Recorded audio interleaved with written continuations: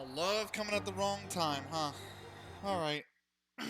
Let's ban a few people from what they've just done.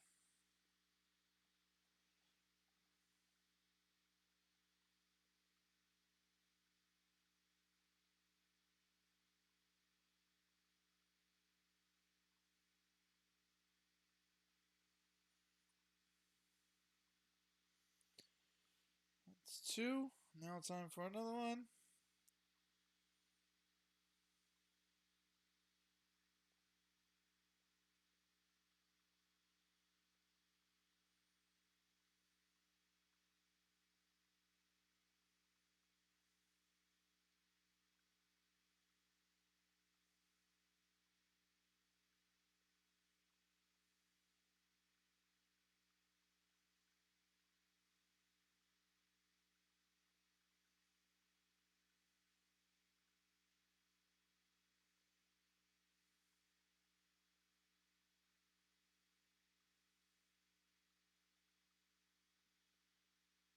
Okay.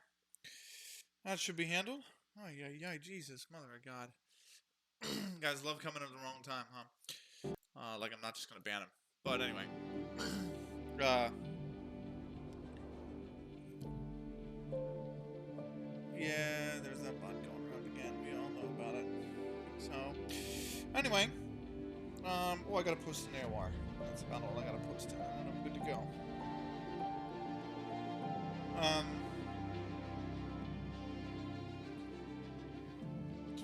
Bots, I swear to God. Alright. Now we just gotta tweet about it. We had enough time. But, you know, we had to spend some time banning bots. But hello, everybody. Welcome. And, yes, we are back. So, it is time once again for some more racing. And this time, it's going to be our My Team career mode. It's going to be the Woof's Angels F1 team. And it's going to be round 6 of our first season. This is going to be in Canada. We picked up points last time in the championship in Azerbaijan. It was a really sloppy race. I mean, I don't really particularly love how we did because it just didn't feel right. But sometimes you just got to send it and commit, no matter how sloppy it was. And it was really sloppy. It was probably my worst race to date in Azerbaijan. And having said that, we picked up 2 points in the championship. So we're up to 13th. We leapfrog Sebastian Vettel. We leapfrog Antonio Giovinazzi. We leapfrog Kimi Raikkonen. We leapfrog Esteban Ocon as well. You can see us nestled in there on 13 points. Our teammate, by the way, count my lap, in 18th with no points yet. Just nestled in between the 2 Alfa Romeos and the 2 Williams. You can see he's getting better and better as the season goes on. So maybe if the car improves by the end of the season, we'll get to a position where he can score some points. So we'll see. I just gotta finish tweeting actually. Race 6, Canada, P1 through Q3. We don't have enough time to do the whole race tonight. We'll probably revisit that on Thursday. But yeah, we are gonna be racing it. Canada at the Circuit de Gilles Villeneuve. And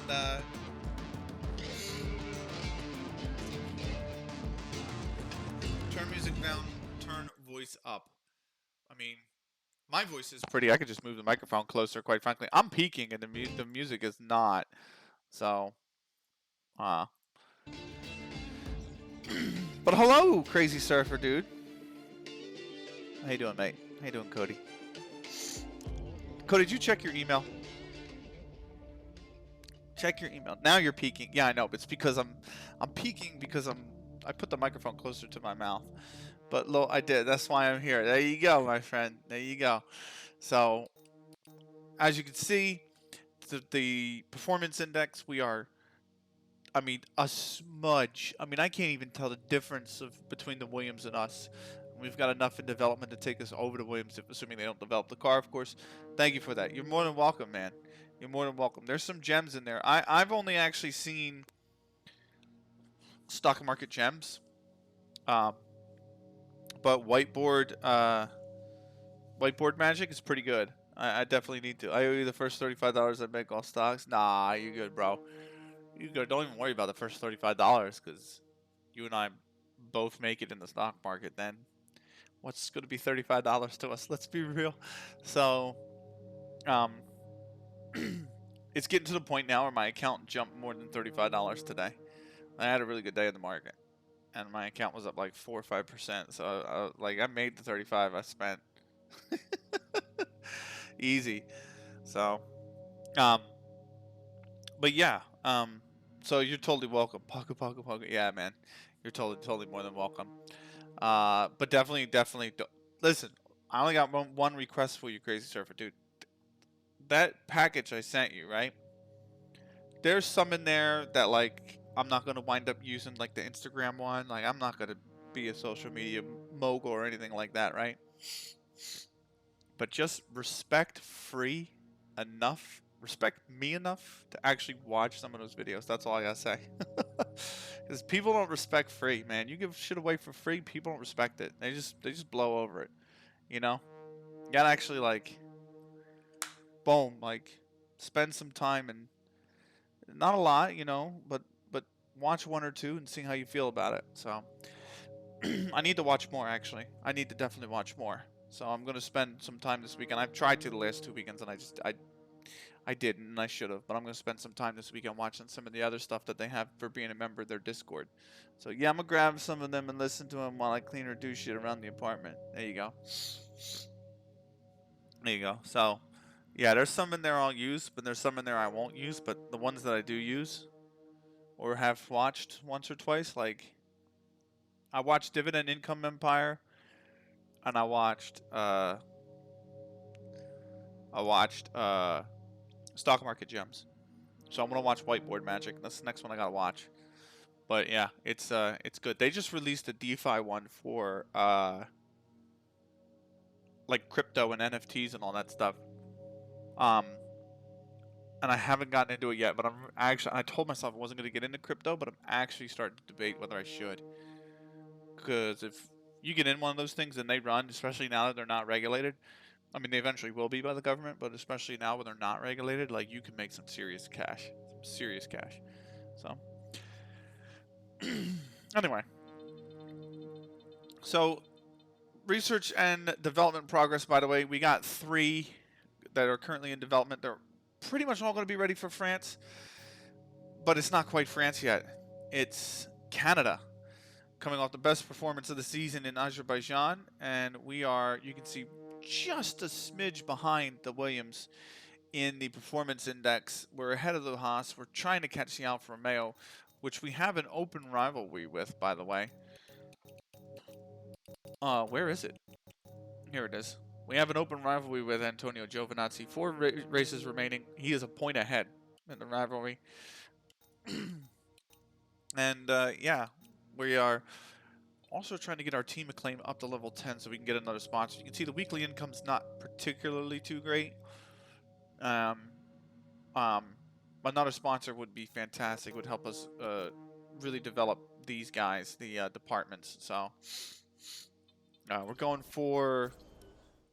We have the resource point generation. We're going for the quality control. I didn't want to spend it yet because this would put me on 90k, and I didn't want to go down to 90k that soon.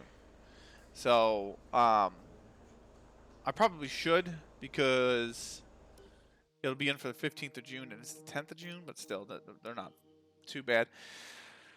But we're going to go to the race weekend.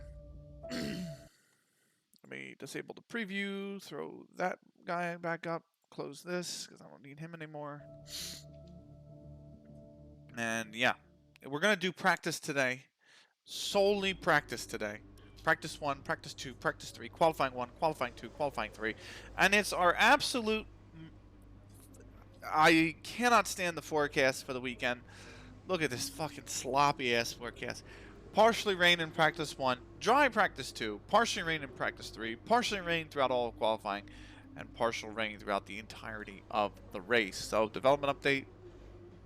You can see, I mean, look at the performance index, man. Williams is probably sitting there like a 447, We're probably coming in right there like a 443. So it's neck and neck between us, as we definitely want to catch the cars around us. There's the weekend preview. Nothing so far in terms of the weather. We'll see it when we get in there, but let us get in there, actually. We're going to swap back to engine components too, by the way. So we're going to have fresh components again for this weekend.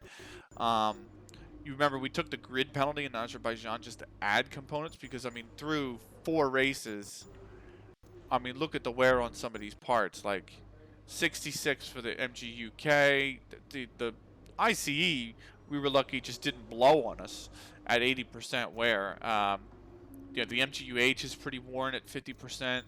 The energy was at 39. That's fine. We're going back to that one. We're going back to the MGUH, actually, because there's a little bit more wear we can find in those parts before they need to be replaced. The turbocharger's pretty shot. And then the CE, we're going to play very cautious with, because worn CE can result in increased wear to all other components. We're already going to struggle with component wear all season long, pretty much, as we look to build durability, which is at 13 of 29. So we're actually kind of scaling. We had durability, we had 10 to start, but we're going to scale back on the development of durability to actually work on improvements to make the car quicker over the course of the next few races. So we, you know, let's see how we do. I'm curious. I hope we don't get the qualifying sim, because that practice program, we were just not fucking quick enough. We never are. Montreal in Canada. The wonderful circuit de Gilles Villeneuve, the first Canadian to win his home Grand Prix, and his son Jack Villeneuve, the first Canadian to win the Formula One World Championship, which was in 1997. We don't have the qualifying program. We don't have the qualifying pace program. We are tire management, track acclimatization, and race strategy. So interesting. Speed trap is going to be maybe a tough one. Average corner speed in a lap is probably going to be a bit difficult. This should Rain is be forecast fine. in just over 10 minutes time. And rain in 10 minutes. Yeah, another speed trap one. So rain in 10 minutes. So we really got to get out there soon. But we also want to see the forecast for the rest of the weekend. And oh yeah, this session's going to become mightily wet at about 20 minutes in. You can see the rain. Oh, it's heavy rain 45 minutes in. So we're going from literally light rain all the way over to heavy rain. Chance, make sure to run some of our practice programs. They don't all need to be done in one not session. Great. But and then back to light rain for the end of the session. And car development. Let's take a look at practice 2. It looks pretty dry. Good, I gotta say, so far. And of course, we got 2 more to go through, the 45-minute window and the 60-minute window. Yeah, pretty good. So okay, that's here's fine. Something to remember about this circuit. Practice 3, they said. We usually like to put as little downforce on the car as we well, can look here, at the as straight. there are some quite long straights broken up by tight chicanes. It's a circuit that's quite rough on brakes as well, so make sure you have It is very rough on brakes, actually. This track is really rough on brakes. George Russell, the first car to go out in the dry. We'll probably get our first practice program in the dry. It'll probably be the tire management one we go after. So rain's at the end. So we're going to get light drizzle here, 40 minutes, and then the rain's actually at the end. So practice 3 for all intents and purposes is pretty dry. And then qualifying. Let's look at qualifying, right? So qualifying, P1, dry. P1 is completely dry. P2 will be wet. So P2 here, I'm sorry, P1, yeah. Q1 will be dry. Q2 will be wet. Q3 will be this interesting mix of dry going to wet, and then the race is just going to be a freaking mess. We're going to start on the wets pretty much. Display will allow you to change and then it's going to go over to the inters. Open the display with the very LFD early button. on, and then you actually can then navigate look at that. Up and down to the stops setting raining. You want to change. So probably the first like 3-4 laps, actually, well, maybe like 5 to 7 will be on the wets, and then we'll swap over to the inters. Probably run the inters for another 10 laps, and then maybe 15 even, and then we'll be on will be over to dries, and it's dry the whole rest of the way. So the race is only going to start wet, and it's going to very quickly become dry. Pera's out there now. We need to get out there. We need to do a practice program, so we're going to go over to car setup. We're going to load our Canada setup. And then we're going to come on to tire management, and we're going to run the tire management program. So let's hopefully the weather stay dry for the tire management program. This track is going to be a little bit tricky because the chicanes, like Jeff said, this test is all about tire management. They are tight. Try to control the slip through each corner and take extra care putting the power down at the apex. Especially this one, the chicane, the final chicane, where the Wall of Champions is.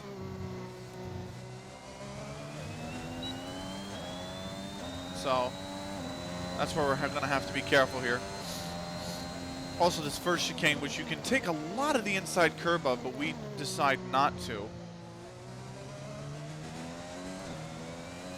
We're powering out, but we're not quick enough out of that corner. We have to be careful of the delta, of course, remember. We take a lot of that inside curb.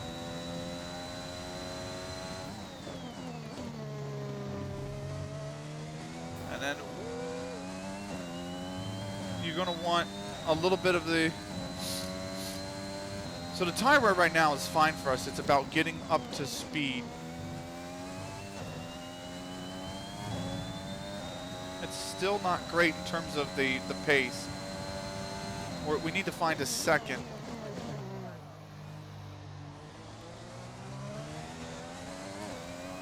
Which we're hoping we can do with the ERS. I don't think we will find enough though. So this is probably going to require a second lap here.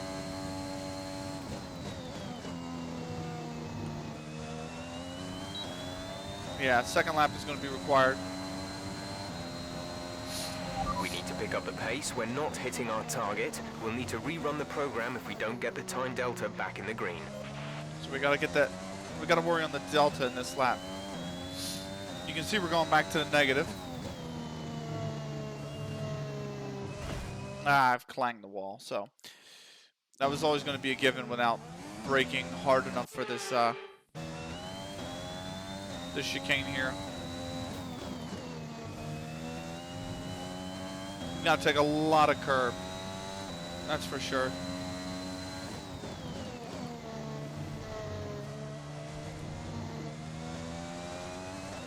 That was not a good corner. This was fine. This was actually okay.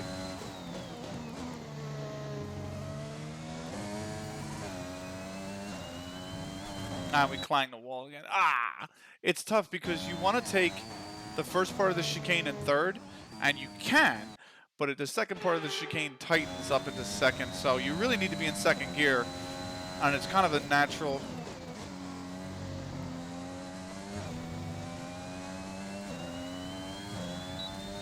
Okay, maybe the ERS can pull this back. Yes.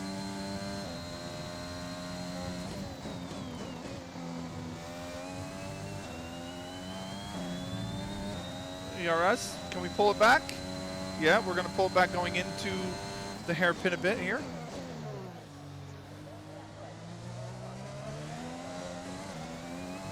And we'll have to use ERS down the straight. And we should be in the green now. The question is maintaining the green through the Wall of Champions, through the final chicane. We take a lot of that curb, but we will be green. The tire wear is good. Okay, test complete, beat and the that was a very tire good job indeed. program. We got a lot of valuable information out of that. And we do it before the rain comes. So now, let's return to the garage. The rain should be almost, yeah, the clouds are going to start setting in. So we checked all the development boosts as well, so that's good. But we're going to do the track acclimatization, and we're going to try to do this on the flying lap on the softs. So the question is, when's the rain coming? That's the question. It's not here yet. The track is still dry. So we'll count our blessings where we can get them, because... Right, try to nail as many corner gates as you can. The faster you get through each corner, the higher the score. the grip of the softs. I know they recommend the hards, but I take the softs because you can more. It's the grip of the softs that can allow you to really navigate through the gates. I think a little bit better than anything the hards are going to give you. There's a green.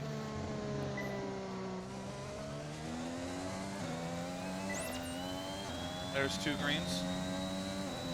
Or 2 purples, I mean. Oh, only green. Approaching the DRS zone, watch your MFD for the activation point. So the target score is 325. And we are at 200. And that's only for the green. And again, we green 2 straight corners. We are green on a lot here.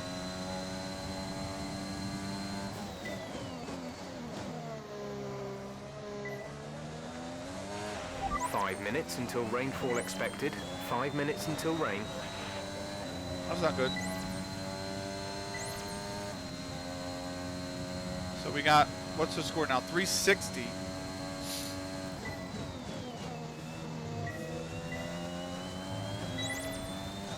And that is 440. That's and looking 445 good. Now let's go for purple.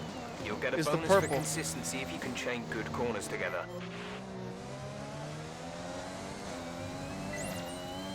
Had to use the ERS to get us back into the purple of that corner, I think. That's green. We're just too wide of the gate there.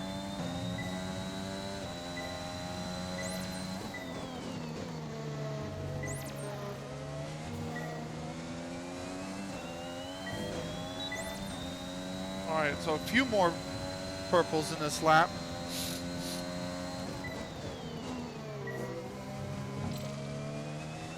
Ah, I missed it. All right, back it up. This was fine. That was green. That was purple in the DRS, which is kind of the easiest one. We broke late, and then we missed the gates because we broke too late.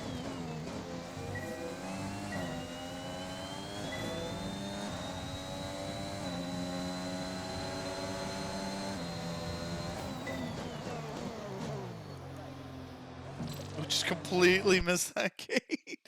We didn't take the line. We didn't take the racing line through it.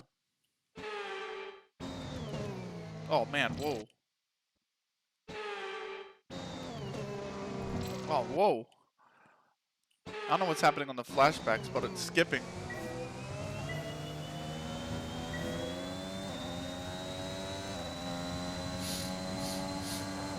The audio starts ahead of the video there.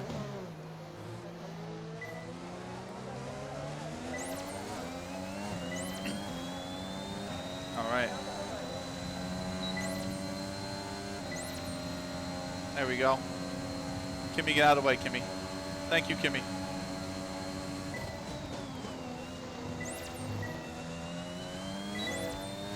What did we get? 435, so 5 points lap. worse. This is the final lap of the program.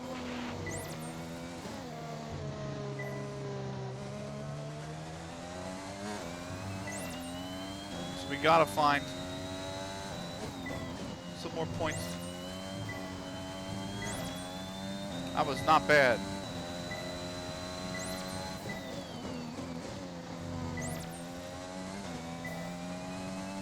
So far. Okay, so we green turn 7, but it's a much better lap than anything we've really had so far.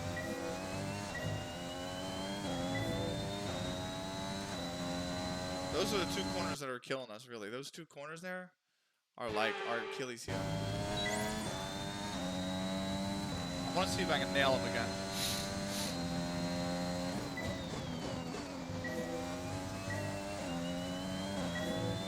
And we greened them both again.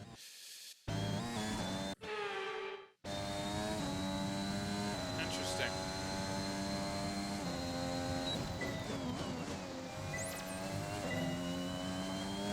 There we go.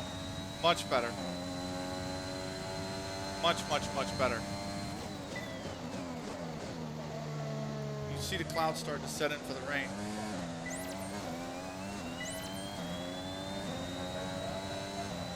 Okay, there's DRS, turn 12. Easy. 13 and 14, which is the chicane, but we should have this. 395. And I put it in the wall of champions. I put it in the wall.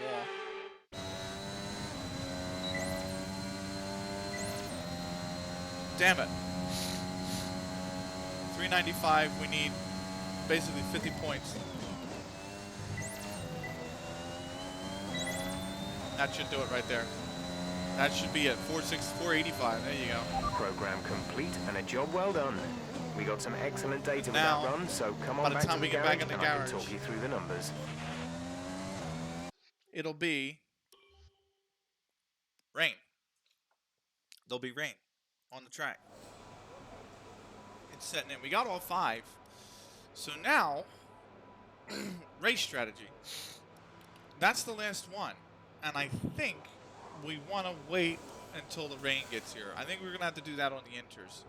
You can see that the rain is like kind of imminent, right? So I think we wait out until the rain gets here. We're expecting some rain soon. Expect the first drops in the next few minutes. The problem is it's a 5-lap practice program. And that 5 laps, you can see my best time is a 1 minute 13.04. And or 1 minute 13.004, I should say. And at that rate, you're going to take about 7. It's going to take 2 minutes for the outlap, about 7 minutes for the actual practice program. So you're talking about 9 minutes. Our best lap so far is a 1:13.0. So we can give it a go, but we might as well just wait and do the practice program on the inters.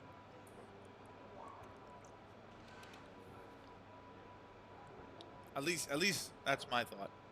No point in risking it, and then you're doing 2 laps in, 3 laps into a practice program.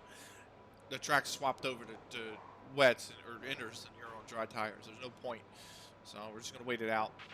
We're 9th in the speed trap, 203.0 miles per hour. Well, considering 10 cars have gone through the speed trap, 11 cars have gone through the speed trap. We're 9th. So we also haven't used a ton of ERS down that straight. The theoretical session, or the session theoretical best is a 111 flat, and I mean flat. But To view information on your current levels of tire wear and damage, press the MFD button to open the multifunction display, and then again to cycle to the tires and damage screen. Sure, we're ahead of Perez, but Perez is on the hards, so I think we're going to be pretty much back at where the Alfa Romeos are again this race weekend. So just a little bit more time.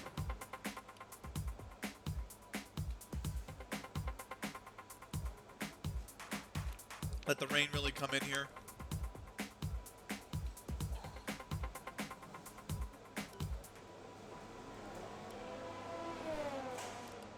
It is indeed raining now.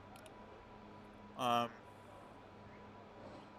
don't know if anyone's going to be out on the intermediates, though. Everybody seems to be running on the softs or the hards. Kimi Räikkönen just put inters on, and he's on his outlap. So we're going to go over here. We're going to put the intermediates on. And we're going to do the race strategy on the inters.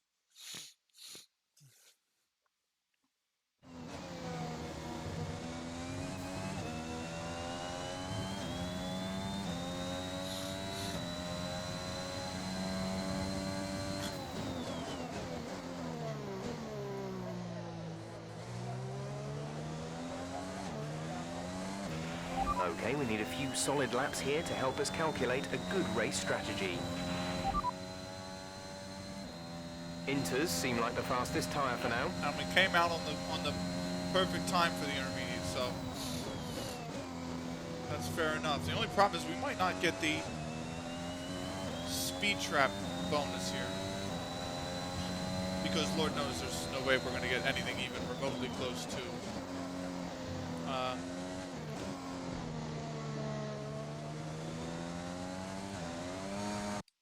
oh man, I spun the car.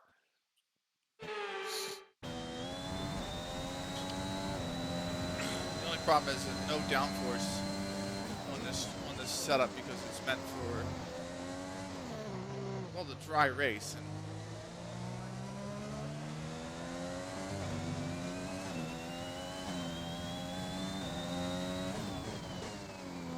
might not be quick enough on the intros. This might be a practice program we run. And practice 2 when it's dry. Yeah, see, it's really slippery. It's very slippery out here.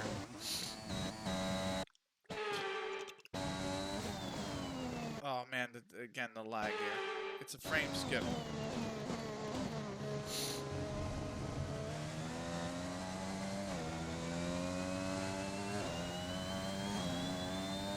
Yeah, there's no way.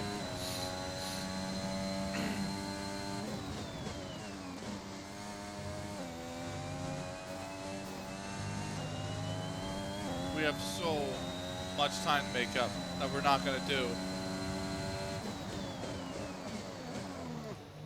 Again, we have no real pace in wet weather conditions. This was proof in Monaco. That's being proven again here.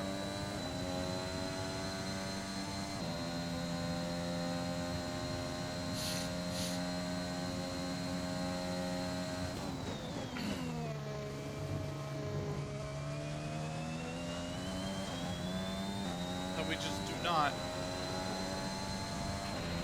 have the pace. You weren't quite good enough that lap. Try again. Rounds in the wet. We just don't have it.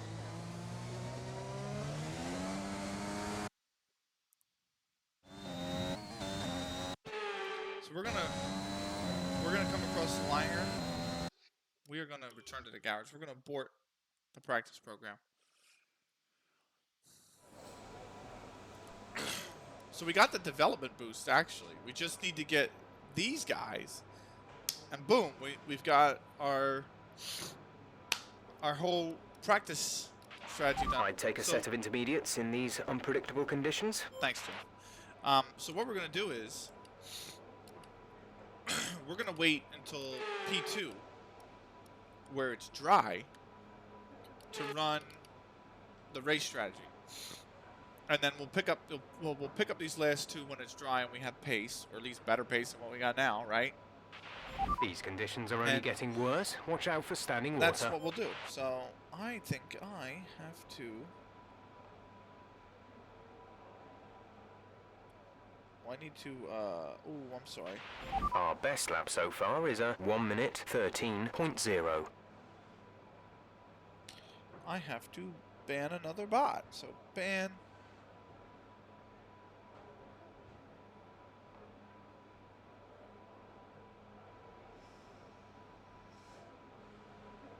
Gone. That's another bot gone. So anyway.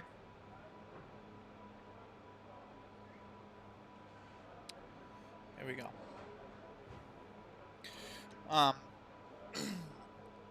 Let us... Intermediate tires are your best bet in the current conditions. Thanks, Jeff.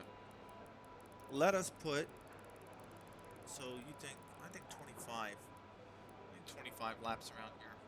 Although it's a 1:20, so you figure that's, what, 4 minutes for every 3 laps? And you've got 31 laps left, so that's, with the outlap, you'll have 29. We're 16th in the speed trap, 203.0 miles per hour. Which is 21 laps, so we're going to put 23, let's put 23.2 laps of fuel in the car, and let's run out the last of this session. And then we'll kick it over to P2. And we'll run out P2. So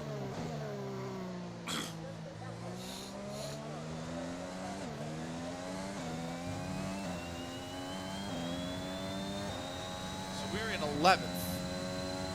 Or, sorry, we're in 10th in the practice right now. But, you know, some drivers didn't get their laps in before the track went over to wet. So that's not anything to take solace for. We still are a very uncompetitive car for all things, for all intents and purposes at least, right? So and it's really starting to chuck it down, the rain. Forecast suggests the rain is going to be lightening up over the next 10 to 15 minutes or so. You should start finding more grip as we clear the standing water. Thanks, Jeff. I still think Inters are probably the right tire here. She slid a little.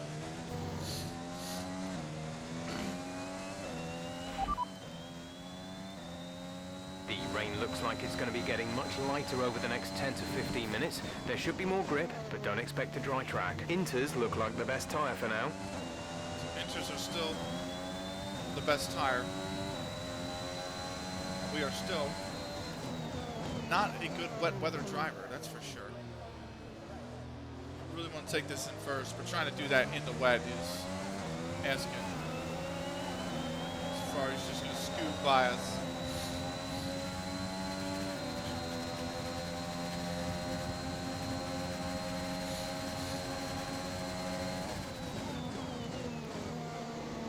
Fourth in the speed trap that time, though, hey. Be careful with the... Yeah, I did damage the front wing. I was actually worried that Leclerc was going to brake late, or brake too early.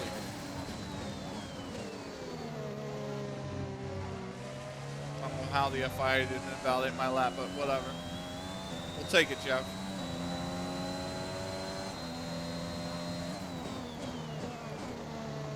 Let's get some laps in here.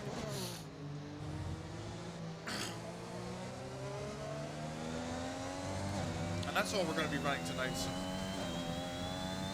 heavy amount of laps around the practice program, or around practice.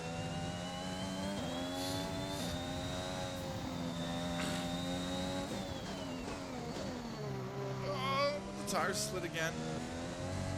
That's a tricky braking zone in the wet. Going uphill like that.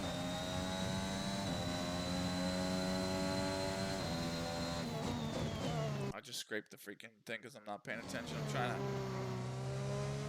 relaunch the freaking Twitch app on the phone.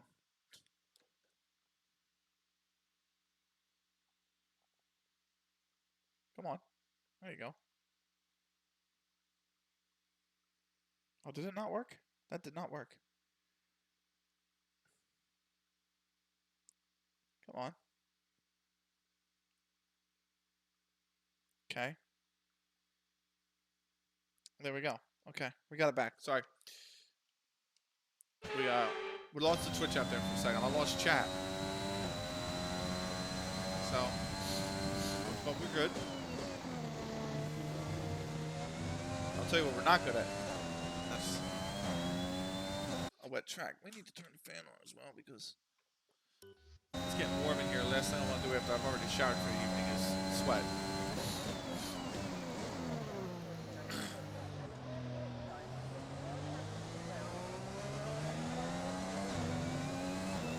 It's just a really slow way around that hairpin. I think once we change our setup a little bit, we get a wet. We don't really have any wet setups. That's, I think, our main problem, at least with racing in the wet.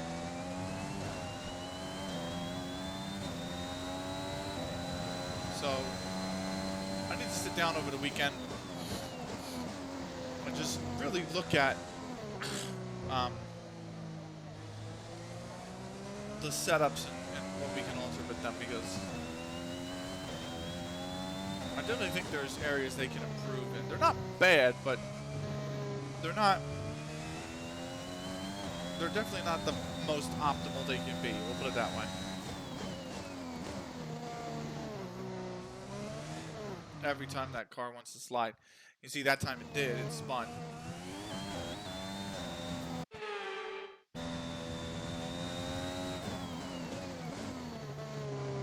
But if you don't finish your braking before going up the hill, that with anti-lock brakes on, I mean, of course, the car is going to slide.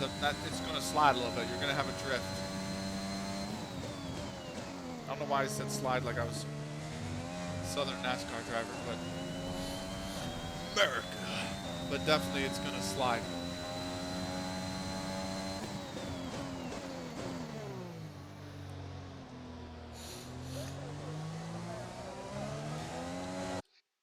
I hit pause instead of the ERS button.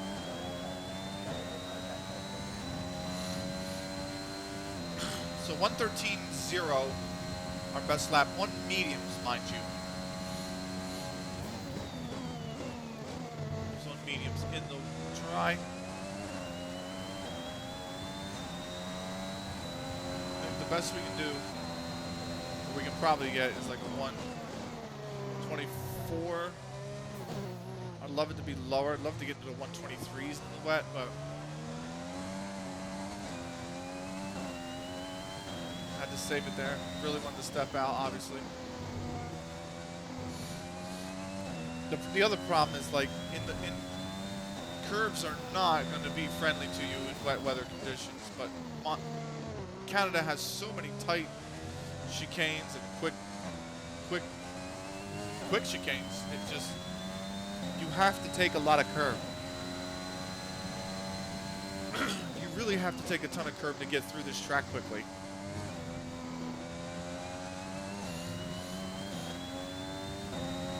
And that just does not lend itself to very well in wet weather conditions, so that's why it's very tricky, man.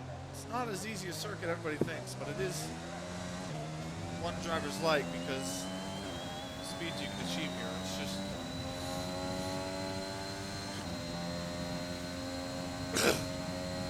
big burden. In real life, I just worry about the safety of the track. Because it's just the nature of it, the walls are, it's not a wide track. There's not much really you can do to alter the track.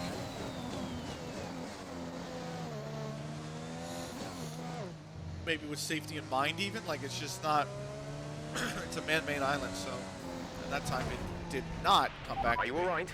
So engine off, rewind. Engine off.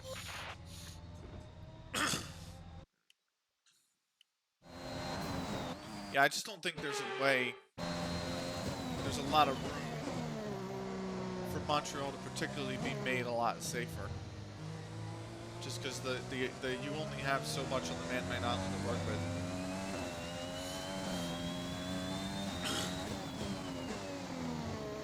And I'll tell you, the island is pretty much the entire track. But the track is pretty much the entire island, so good luck.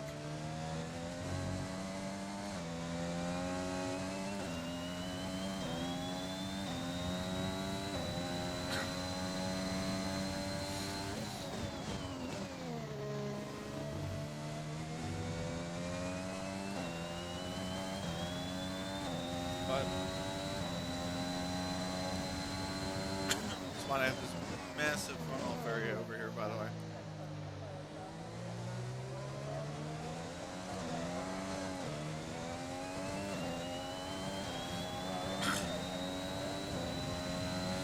I find it interesting they have that massive runoff at the hairpin, because it's not as big a runoff up here at the end of turn 1. And you arguably, I mean, it's really dangerous there, because if you go straight on, I mean, God forbid. But the runoff area here is as long, and it's still pretty sizable, but even then it's not as long as the hairpin, and you're arguably carrying a lot more speed.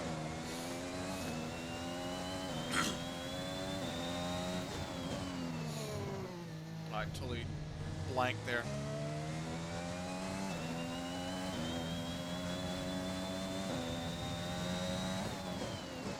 Got another league race tomorrow night. I believe it's Australia, actually. Albert Park Part 2 tomorrow.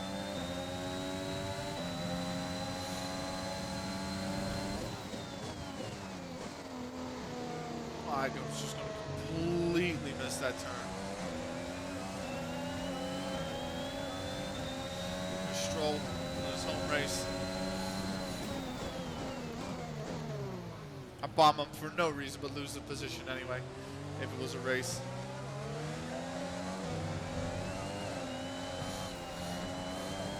Whoa.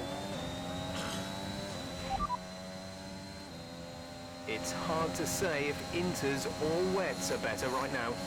Wow, so it's actually raining so hard that wets are coming into consideration instead of inters, but I thought the weather is supposed to be breaking. I mean, you can see the standing water off the racing line.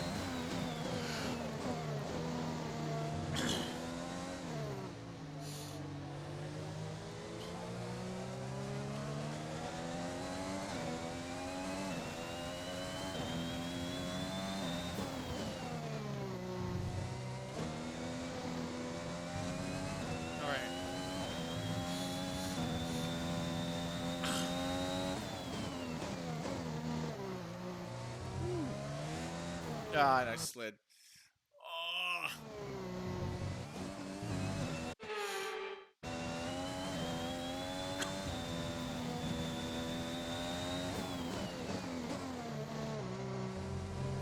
I mean, that curve is just hateful in the wet. The elevation, that is just a curve that absolutely will punish you. So Bottas has come out on the wets. Bottas is on full wets.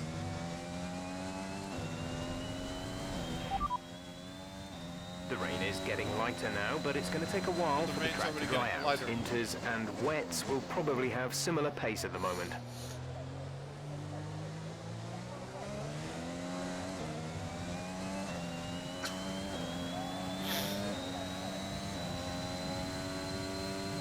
I mean, I would stick with the inters if the weather's going to improve, or is already improving. The rain's easing off a bit, but the track is still going to be wet for a while. That's fair. Inters we can remain on. 18 minutes left, 18 and a half minutes left in the session anyway, so. It's really pouring in Sector 1. I know that. There's still a ton of little ponds on the track in Sector 1, but it looks like Sector 2 and Sector 3 it tends to be a little bit drier.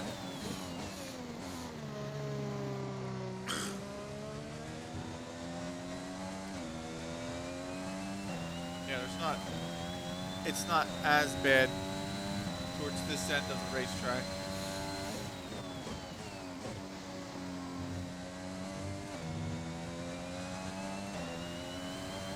So Thursday, we plan to be back with the race for this one, and then Saturday we'll be back with the driver career. And that'll be in Hungary.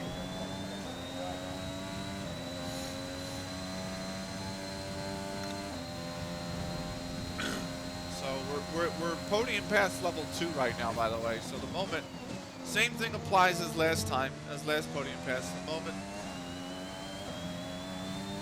that we max the podium pass out, we're going to go back to 2012 and try to continue on with our 2012 campaign. Retro, throw it back. Wait for the new podium pass.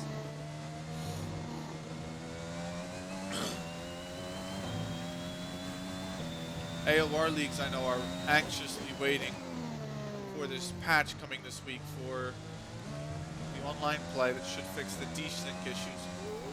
I don't have it. So hopefully we'll be back on the mic on Sunday for some Apex Online Racing.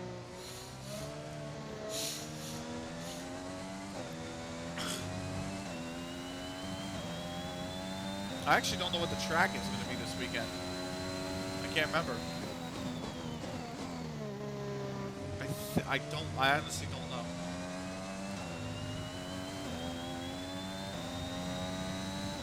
I know we're going to do the Portuguese Grand Prix, Portimao, at some point. So it's even suggesting me that I go down to first now at this corner because the Wayne is so bad. The Wayne is so bad. The rain is getting lighter now, but it's going to take a while for the track to dry out. It's hard to say if inters or wets are better right now. I just, of course, I would smack the wall as it comes out. Okay, fair enough. I think, there's a lot of puddles in this back straight. So, I don't know. It's got me thinking about wets, that's for sure, but I have a feeling by the time I come in pit, go on wets, come back out, the track will swap back over to inter, so this is the last thing you want to be, is that kind of unlucky timing. Granted, it is just practice, but still.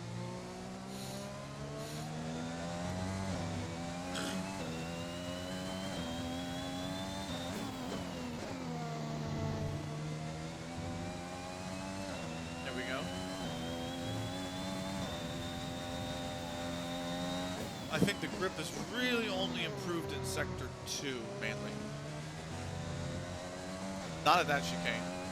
That chicane remains tricky. Then again, Sector 2 is like one turn in the hairpin. It's literally this and the hairpin, pretty much.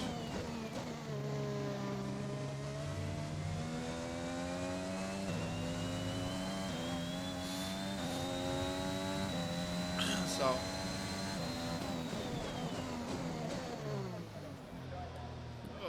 still recommended first gear, so I think the wets are going to very quickly become the faster tire. But we only got 45 minutes, or we're already 45 minutes into the session, so it should lighten up, as Jeff said.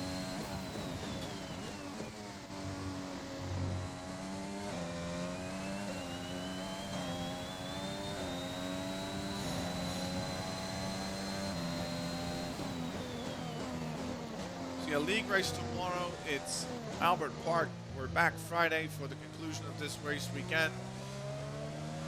I'm sorry, we're back Thursday, beg your pardon, for the conclusion of this race weekend. Friday, we will have another league race. That one's in Spain. We'll be back Saturday with the driver career, of course. We'll try to be back Sunday as well.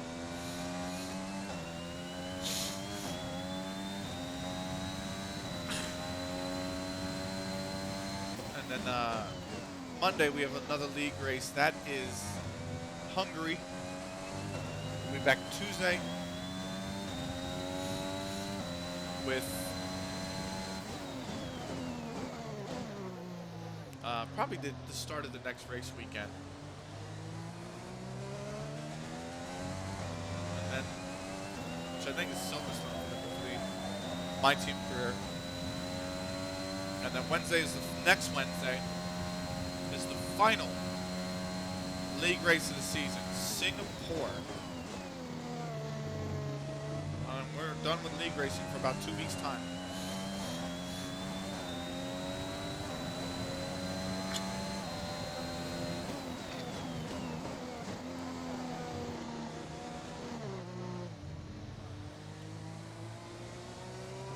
And then season 2 will start modified.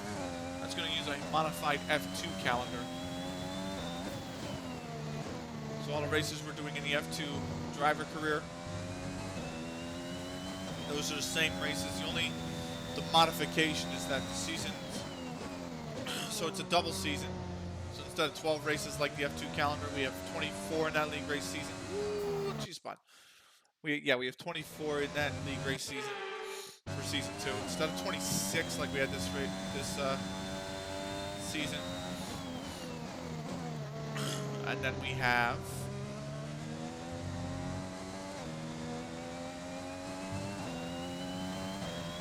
on top of that, we swapped out the UAE for Albert Park. So instead of going to Yas Marina twice at the conclusion at race 12 and 24, you're doing well out there. Keep it up. We're looking at about Albert 10 more Park minutes of race rain. 12 and 24. 10 minutes.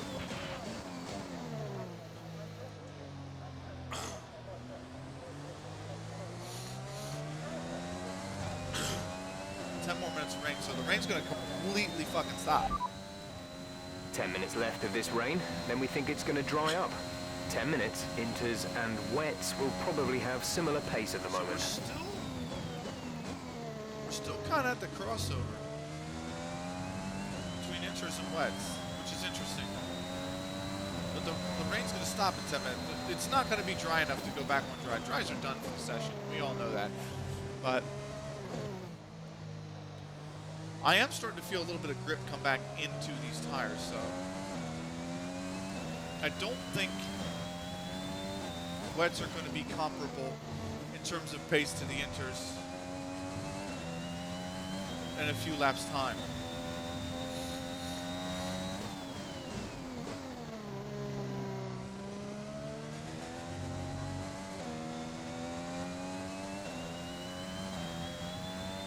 I think we are going to see the kind of amount of puddles start to subside and the amount of standing water start to subside. I don't see as many outside the racing line. And you can see the game is, we're on a suggested, manual but suggested gearbox. And they're back to suggesting second gear at the hairpin, which means the track kind of has quickened a bit, right? Just naturally.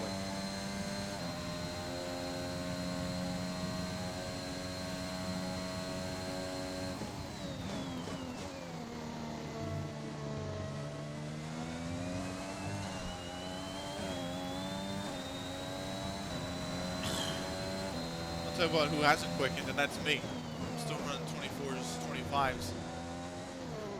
Around this track, I am not all that quick. I gotta admit to you guys.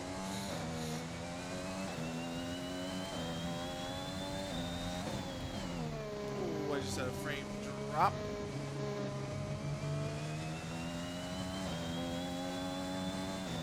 And I'll tell you one thing. I know one thing, right? I was so excited for the league season, and I still really enjoyed it, but it was kind of nice to have the breaks, like the start of the league season, right? It'd be something where, like, 1 week we had a Monday, Friday race, and Wednesday we were off, and then the next week, like, we would have a Wednesday, Friday race, but Monday we were off, and then the next week, like, a Monday, Friday race, and the Wednesday we were off, and shit like that. The last 4 weeks have just been Monday, Wednesday, Friday, Monday, Wednesday, Friday, Monday, Wednesday, Friday, just non-stop, right? And now that we've done that for 4 weeks, this week being the 4th, I should say,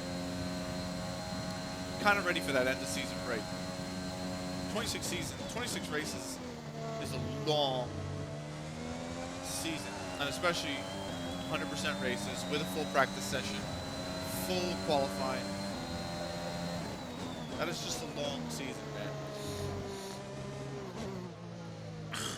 Season 2 is also, we're keeping the practice session for season 2, but we now have one shot qualifying, so grids are going to be really, really mixed up.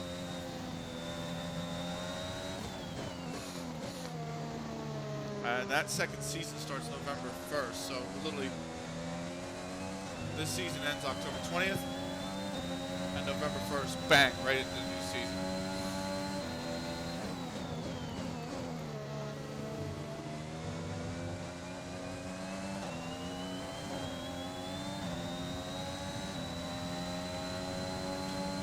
I don't know which AlphaTauri is behind me, if it's Pierre Gasly or Yuki Krashnoda.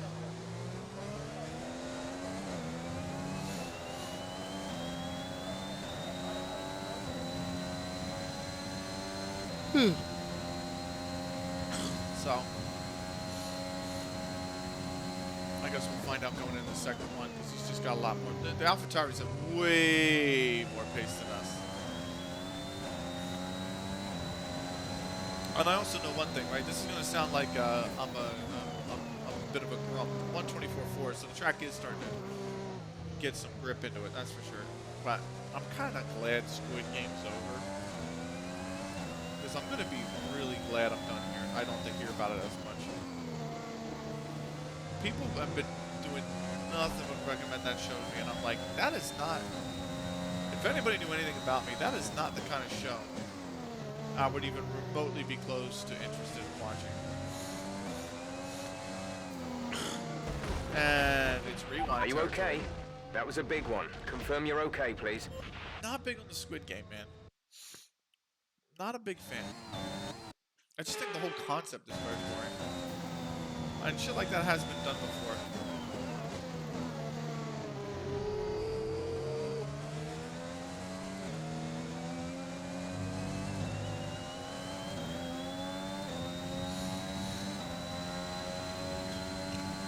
So...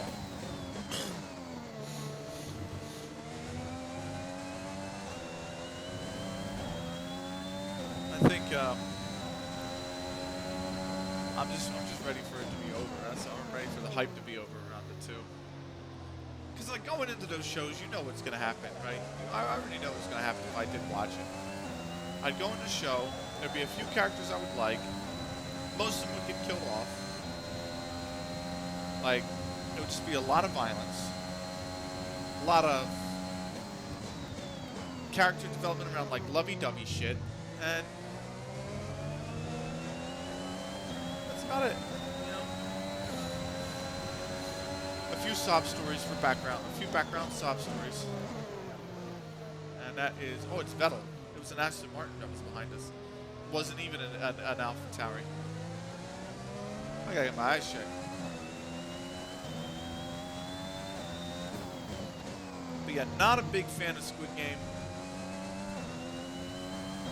But to be honest with you, I don't watch a lot of television. So I'm not really a fan of much television. And I don't watch a lot of movies. Somebody's trying to get me to watch Superbad.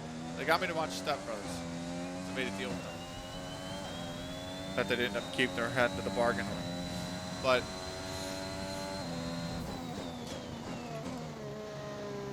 I didn't really enjoy Step Brothers. There's a few funny lines in it, but I didn't really enjoy the whole movie as a whole.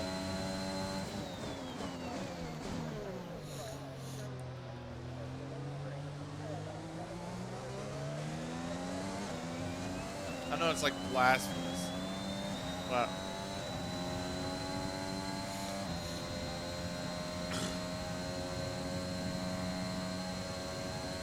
still, I don't think I'm going to enjoy Superbad. He wants me to watch Superbad. But I do want to watch the Schumacher documentary on Netflix, and I haven't yet.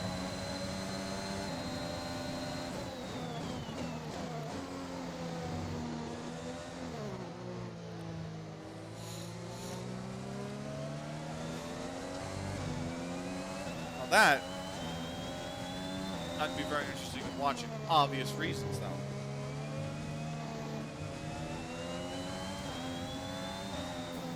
But I've always been more of a documentary guy.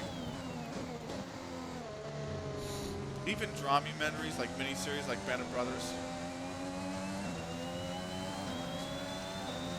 From the Earth to the Moon. Haven't seen the Pacific yet. Really want to. Did I just spin him? I spun him. I'm not going to get a penalty for it. There is a yellow flag in Sector 2 because I just spun one of the Ferraris. Now I'm going to get on the phone to Jeff.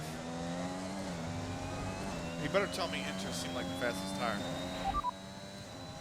We're looking at another 5, maybe 10 minutes of this rain. Inters seem like the fastest tire for now. Swap back over.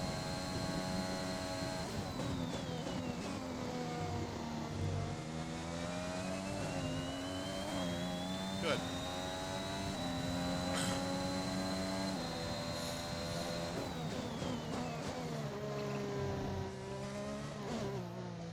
So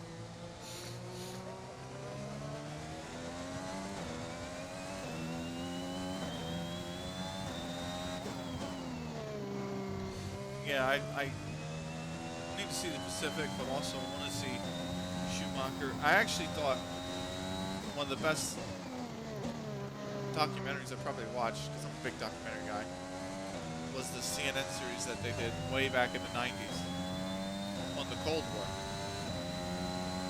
And there is some stuff in there you wouldn't believe. I mean, first off, they got interviews with all the top dogs. Kissinger's interviewing that. A lot of the Moscow like assistants to Stalin and Khrushchev were interviewed that. Like, it was a really good documentary about a really kind of nip and tuck era in world politics.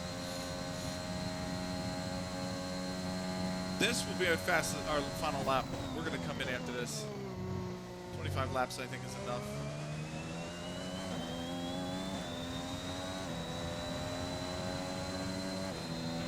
Pitting this lap, actually, come into the pits at the end of this lap. We'll run 2 more. We'll finish out the session. How about that?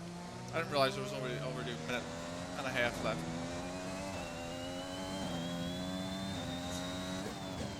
The only problem with that CNN series, by the way, is CNN got bought out, right after. So that was kind of like Turner's baby, and then CNN got bought out after that. And they didn't want to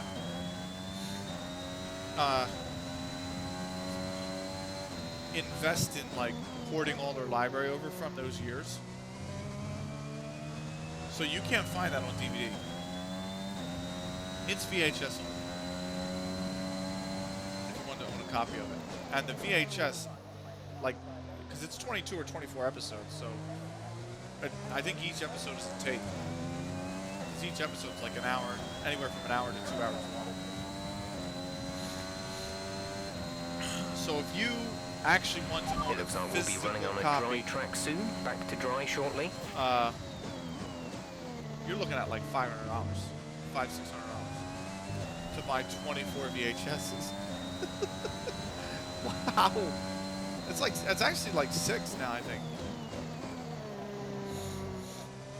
And you're not going to find very much more that's completely unopened, like in perfect condition. Most are going to be pretty heavily used. So checkered flag on practice is our final lap. Charles Leclerc gets the top spot, but it's just practice. You can never put anything into these sessions, especially one that's interrupted by rain. 15 to 20 minutes into the practice session, so you get half the field running on dries at the start and half the field waiting until wet to come out.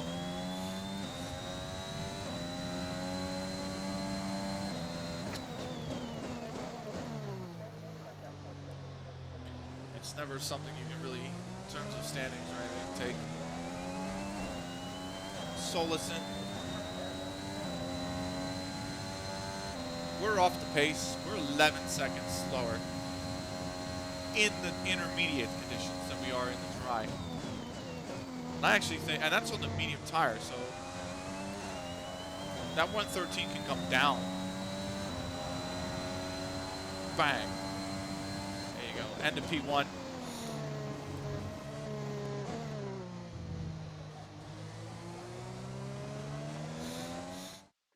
Let's look at the leaderboard. First off, let's do our podium pass. 27 laps, not bad. And we got 2 of the 3 practice programs 100% done. And with all the cars now over the line, let's see our top 3 again. Leclerc, Verstappen, and Daniel Ricciardo. And if today's practice is anything to go by, we're in for an exceptional weekend of Formula One. So Leclerc at the 111.031. The session theoretical best was a 111.000. 111 flat. Completely flat. Raikkonen has taken a grid penalty. I wish Giovinazzi would. But yeah, we did ours in the mediums. We're still quicker than Schumacher who did his on the softs. So not bad. Not bad. But we'll see what the real pace is with practice 2. Because practice 2 is completely dry. So practice 2 is dry. And not only that, but the race is going to start wet, move over to inters, and then move on to dry. So literally, within the opening 10, it's going to start on wets. With the opening 10 minutes, we're going to be on inters, and within another 15, we're going to be over to dries, really. So let's go. Session 2. We're going to go to track for this one as well. No quick practice needed. We are going to probably run the race strategy program. The only thing I'm going to do very quickly is take a very quick bathroom break. So I need to use the restroom. I need to get more water as well. So I'll be back in about 3 minutes time. We're going to run the ads in the meantime. So if you don't have ad block on, turn your ad block on. But yeah, we'll be back in just about 3 to 5 minutes time.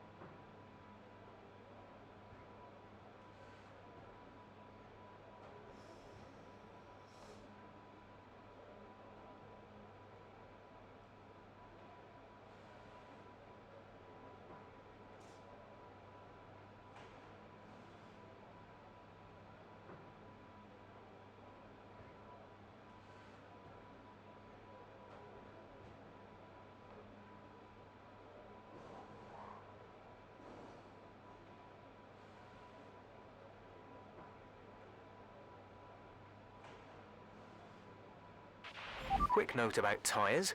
Just bear in mind we have to return the 2 most worn sets at the end of this session. They're gone forever at that point, so be careful how and when you use them, and don't waste any sets that you might need later on.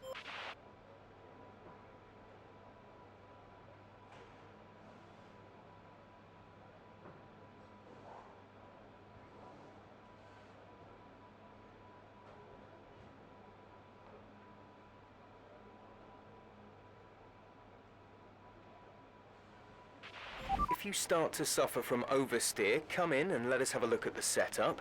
You will get oversteer if the rear tyres lose grip before the front. Usually this will be coming from a lack of rear downforce or an overly stiff rear suspension, but a little tweak with negative camber or toe-in can also help with this.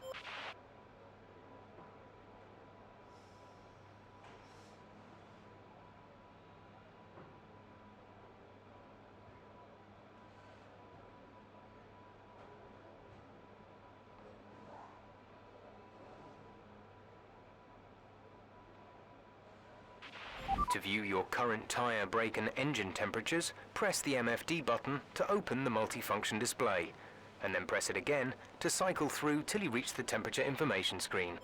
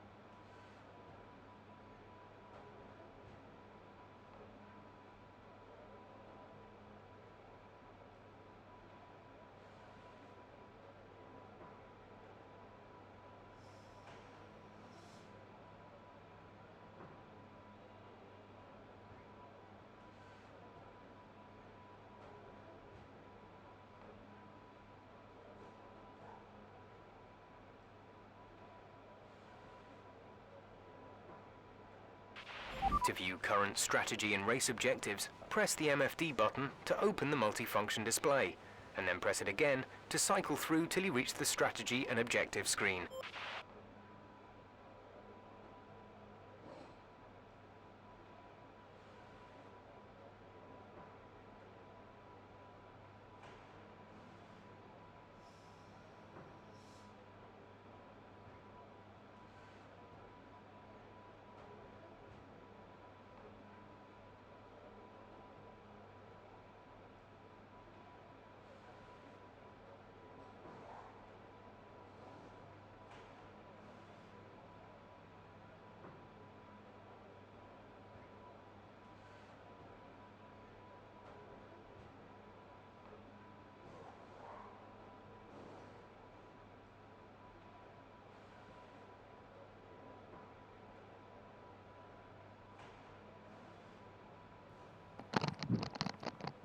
All right, we're back. We're back. Oh God, I just got my headset cord caught on the wheel. That's not good. There we go. We're back. Return of the Mac. Okay, so, tell you what, it is time for. Yes, please go out on softs. Yes, I want to go out on softs. What tire did we return, by the way? Oh, we returned the medium and the softs. So we're going to do it in the softs, and York, and yeah, that's what we're going to do. We're going to run the softs, and we are going to go out on a flying lap, and we're going to do our race strategy. Now, this is the last of the practice programs. I would like. We got all the development boosts. It would be nice to get this complete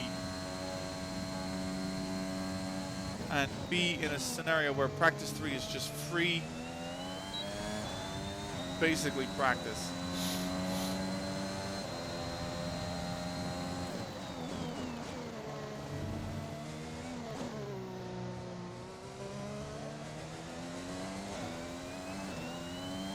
We're losing a lot of time though. We have to be careful of our time. We have to really push. I'm so used to needing more time in the corners because of the rain, and now here we are on the freaking dry, and I can actually push the car.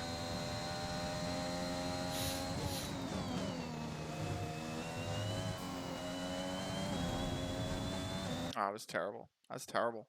That's absolutely awful.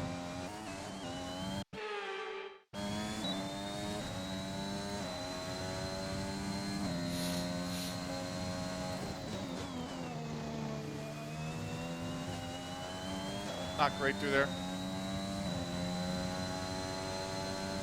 Not really going to have ERS down the whole straight.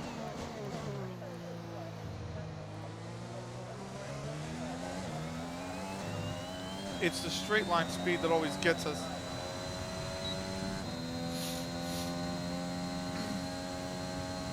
Need to pick up a lot of speed here.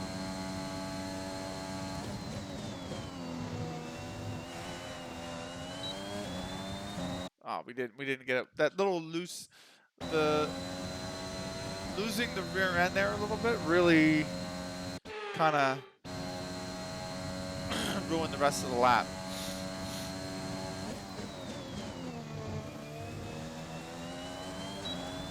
We didn't get it anyway. We're going to be about 4/10 shy. That lap was no good. We need you to improve on that.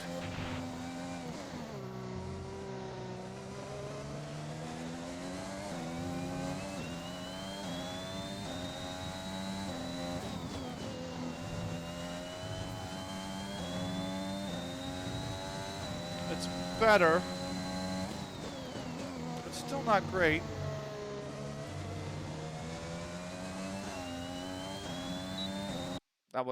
That chicane is really where we lose a lot of time. Like that first one there was okay.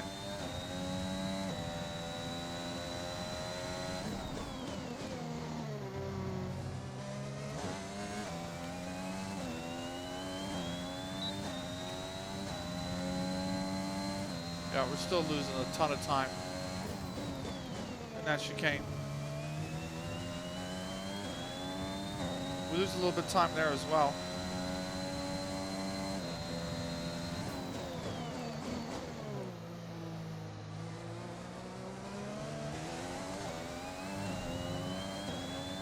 Yeah, this lap no good either.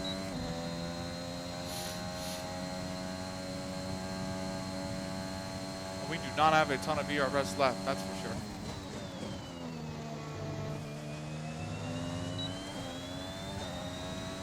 Still not good enough.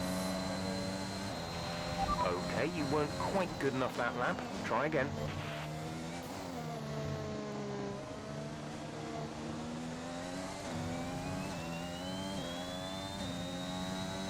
We don't do great coming out of turns 2.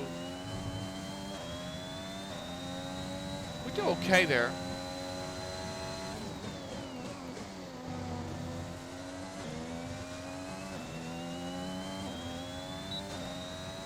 We made up a lot of time there. And I think it's because we downshifted into second this time.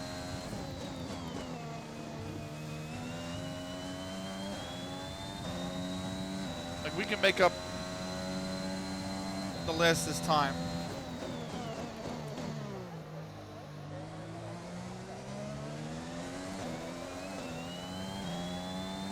We should be good. We should be good. This lap should be good. We're 10th up. Still don't have good ERS left.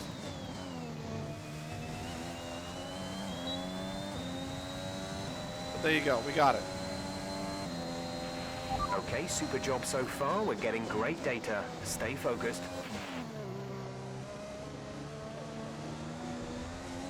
She just doesn't turn enough there. And I got the wheel at past 90. It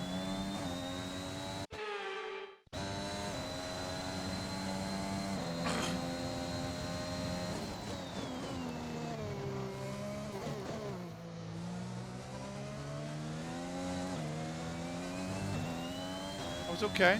We're losing a little bit of time, but generally okay.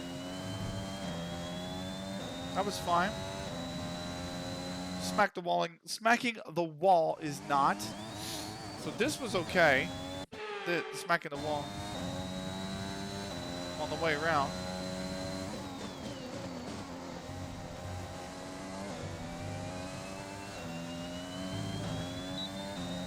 Losing a little bit of time there, but we stayed in the green.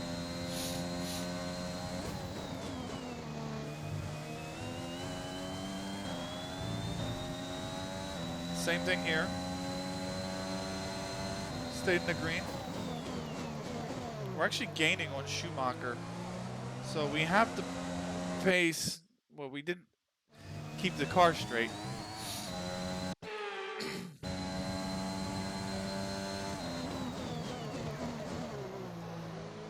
Nice early turn in.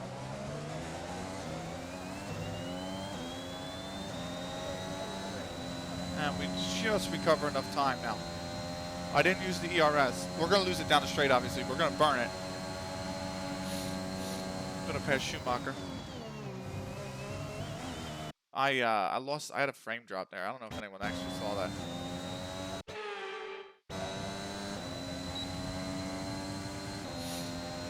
So try it again. We're very close to that outside wall.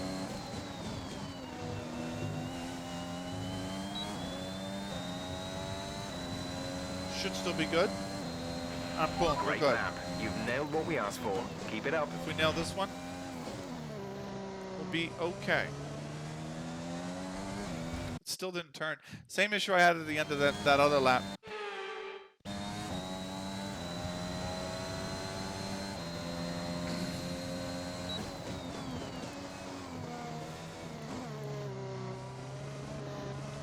She's just not gripping enough. I don't know why. Lost a lot of time there.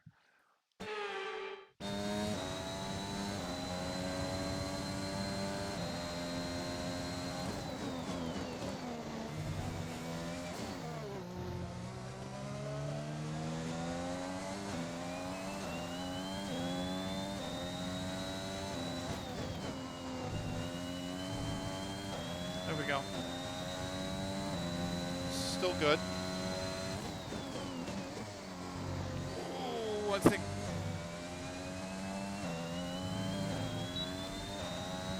I think we need to take that corner a little better because I think it leaves the door open for a lot of stress later on the lap, especially in areas that chicane immediately afterwards where we're not as quick.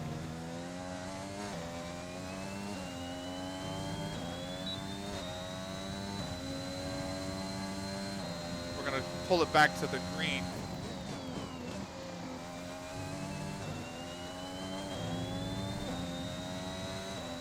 We really need to get time back here.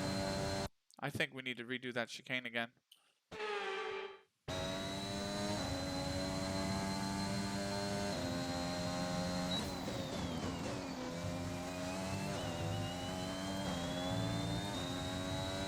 There we go. We're pulling that back. Going down into the hairpin.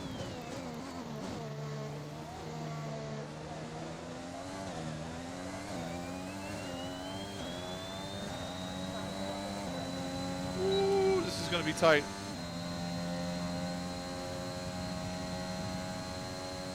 It's going to be very tight.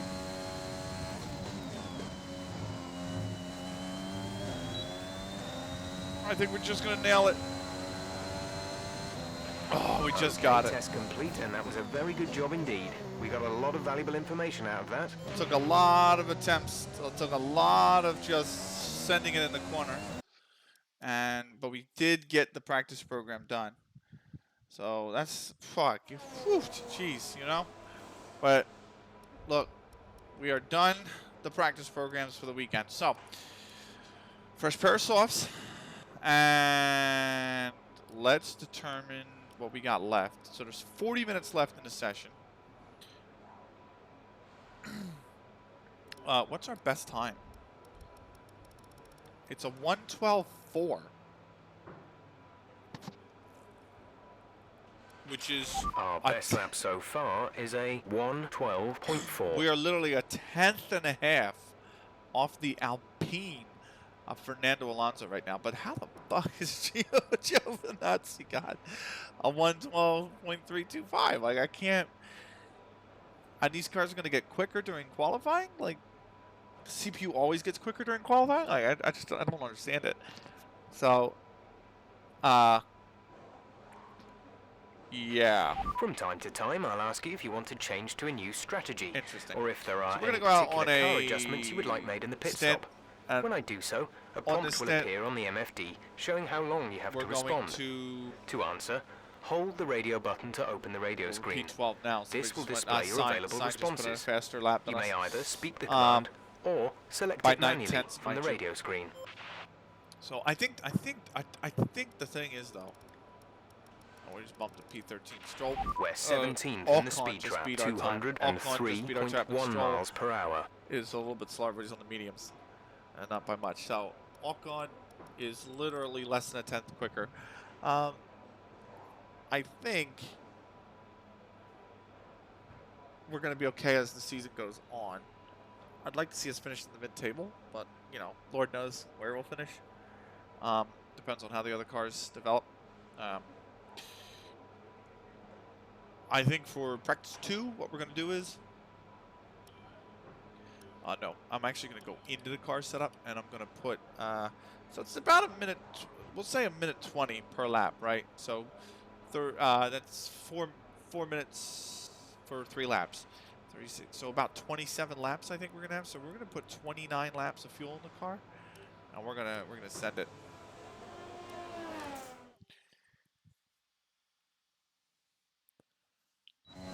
Fresh pair of softs. Absolutely gonna send it. We're gonna put some more practice in. Yes, this is why my durability is terrible overall, why the parts don't last, but don't matter. It gets me the podium points, gets me used to the track, so that come race time I don't slam into the wall. Champions.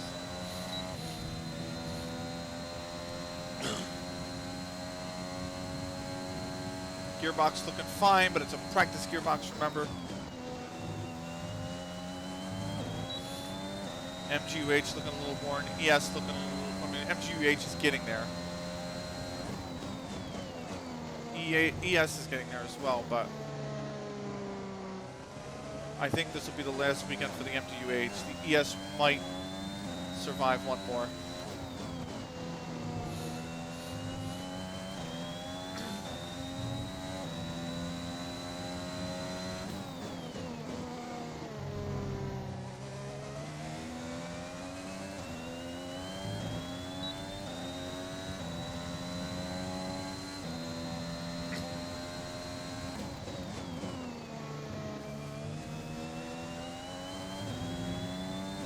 See what we can do.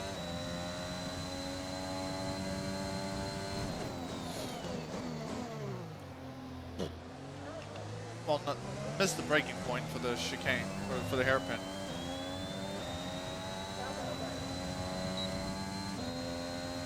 But this should give us maybe a good speed trap.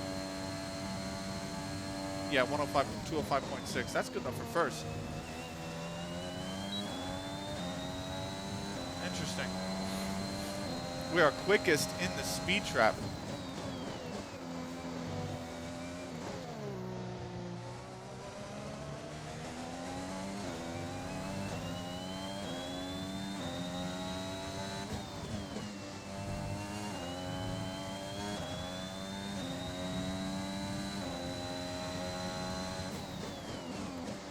Car still feels good. She's just a little heavier.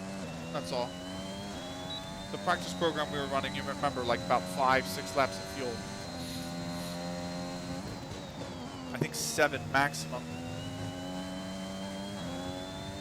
I got 26 in there now, so it is significantly heavier. Norris goes quickest. That's a 1:11.045. Nicely done by him.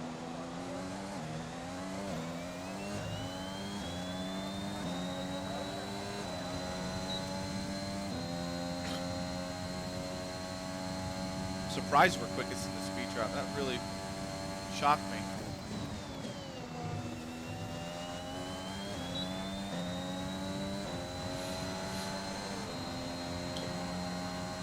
.103 flat, or 113 flat, I should say.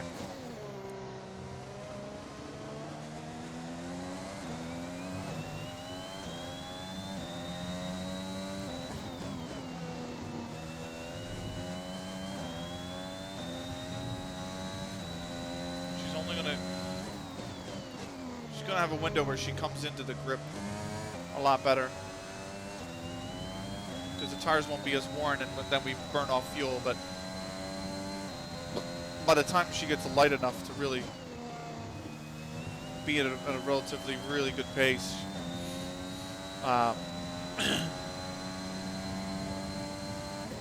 the tires are going to be pretty shot. That's the only problem.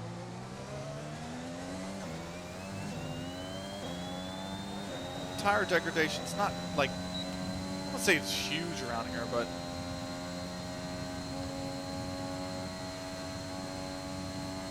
you know, it's still just the soft compound tire.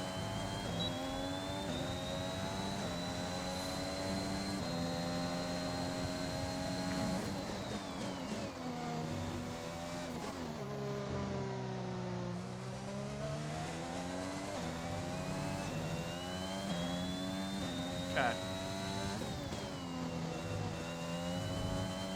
Like, that's a lot of curb. And quite a bit of grass as well.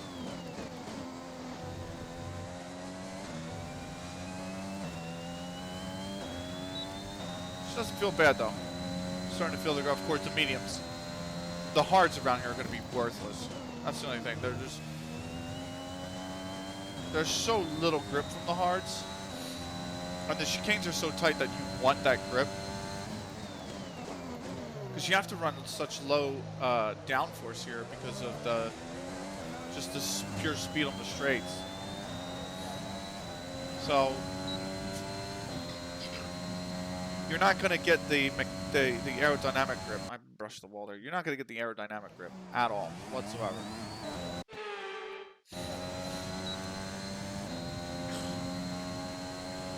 So if anything, the grip has to come from the tires. You don't have another choice. 205.7, that's fastest through the speed trap.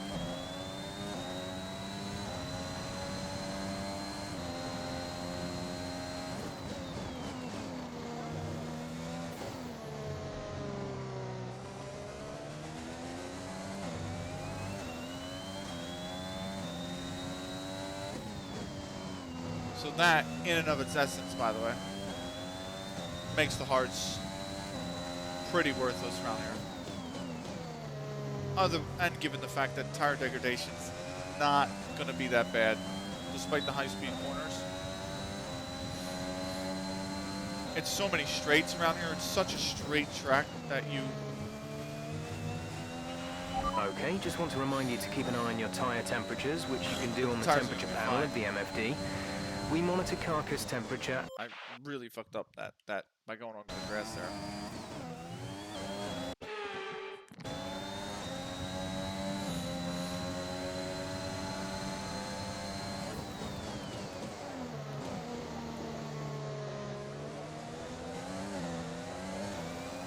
I mean, there's just no heat that would remotely overheat the tires. It's not like Portugal. Portugal will cook your tires. Not often does.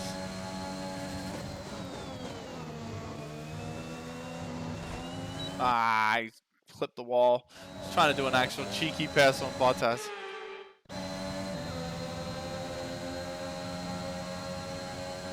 Trying to do a cheeky little pass on Bottas here.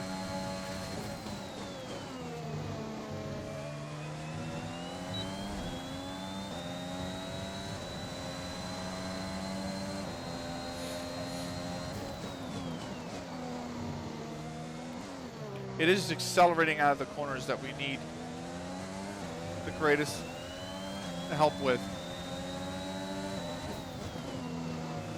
Ooh, Bottas. No issues with tyre wear for now. Keep taking care of them. Gave him a little bump. He tried to overtake me going into a chicane and he didn't leave me any space, so it's a bump.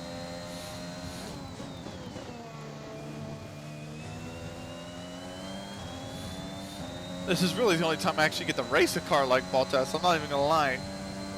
Is in practice. Because in the race, I'm getting a blue flag all the time.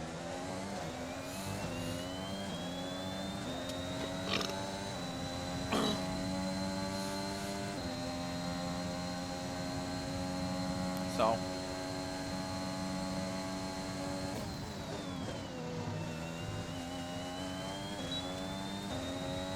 I think he's bumped his wing. So he's coming into pit.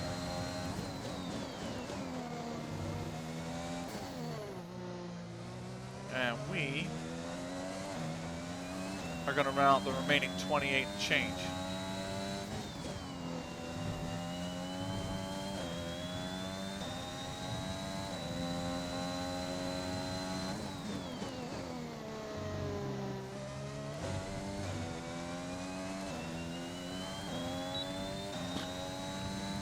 So,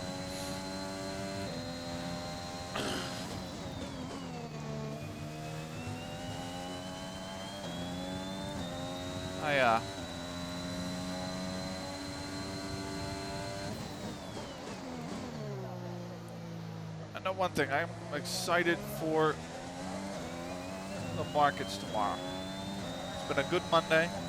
It's been a great Monday. And it was a really good Tuesday. So,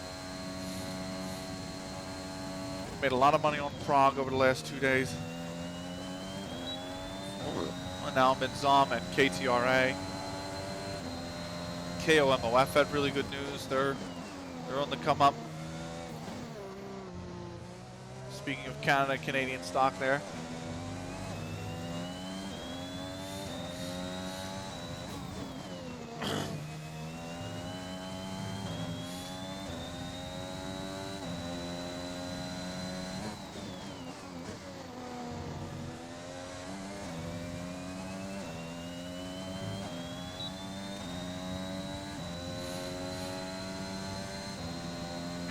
So yeah, I think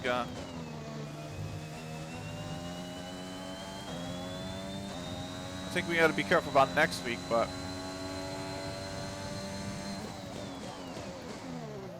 I think overall I'm kind of excited for it.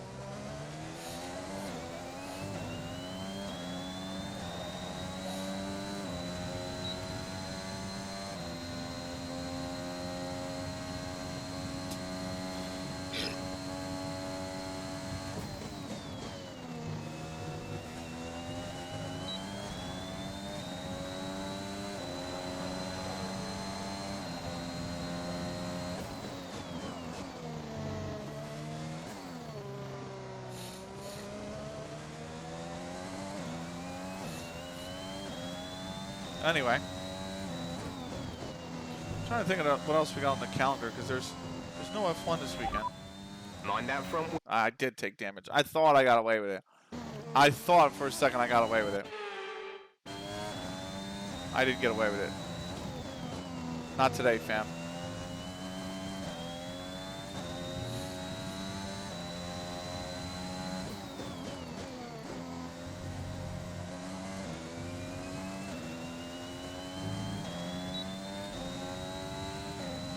But, yeah, that's all there is. Going all right. Ready for Christmas season to be over, I know that. It's only just begun and I'm ready. I just cannot stand Christmas season, man. Work is always rough. October to December.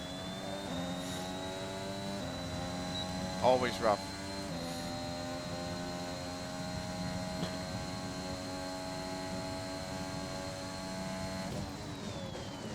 Trying to get the battery back a little bit. It's kind of tough with the length of the straight. Just using a few laps to charge up the battery, burn down the fuel. Ooh, Alcon just coming flying out of the pits.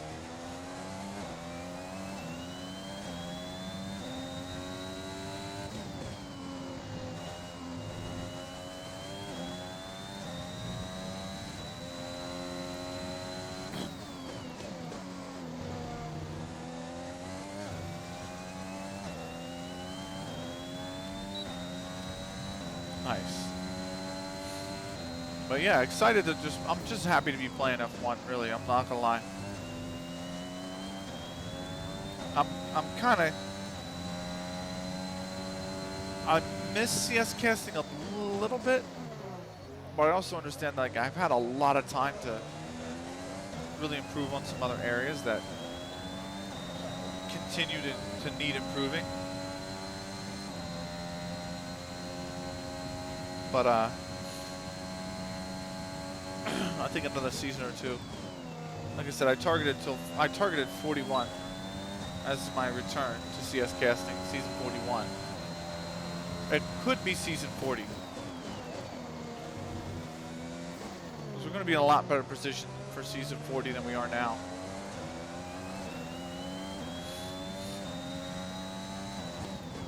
So I think it depends on a lot of things. It depends on if the block is open. Depends on if I can get my car paid off.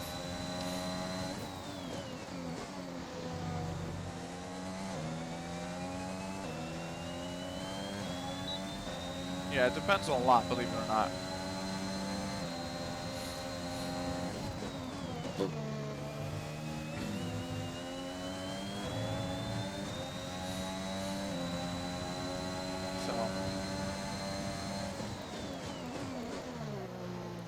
I'm hoping by season 40 the car's paid off, because that'd be January.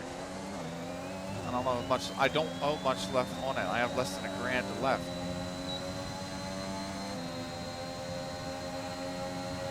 Ooh, squeezing a Red Bull. Who is that? It's Max himself. Oh man, I missed the braking zone trying to find the name.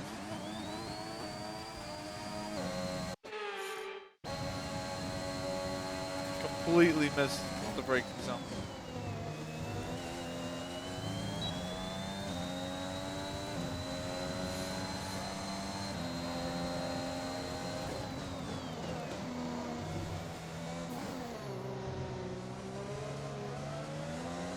Oh, and I've lost it.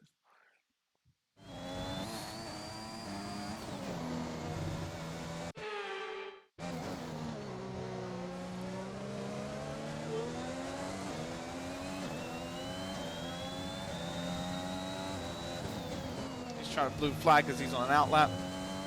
That's fine. I just wanted to get a little slipstream off him, but not. I just completely missed that corner. That's lap over. That's lap time over. 16 laps of fuel left, just about 17 actually. And we got 22 minutes, 22 and a quarter minutes left. So we'll run out practice 3 as well. We'll probably run out qualifying, and that'll be the end of the Streameroni.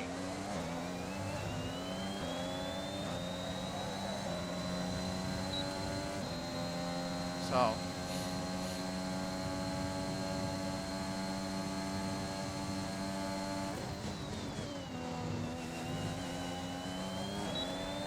oh 5.8, that's quickest through the speed trap still.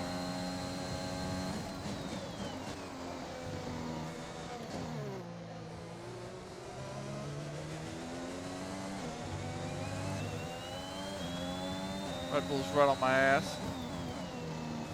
He's on a flying now.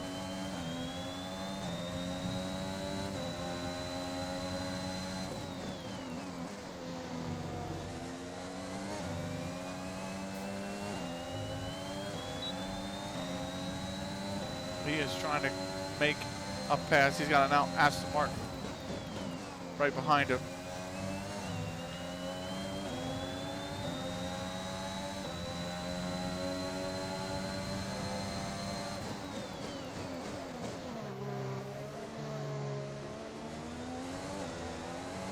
There we go. Early on that ERS. Upshifted a little too early as well, but whatever.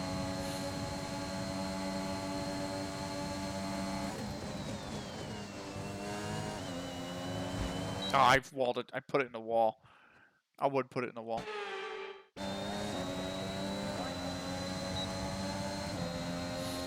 didn't upshift early that time. Ooh, I just fucking scraped the wall again. All right, let's try one more time. I actually want to.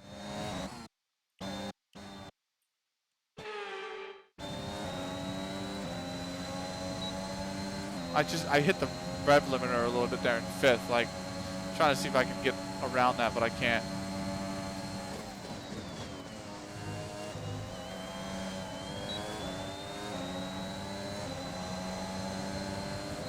Still not a great lap, but the tires are getting worn by now, and there's still a good amount of fuel on board.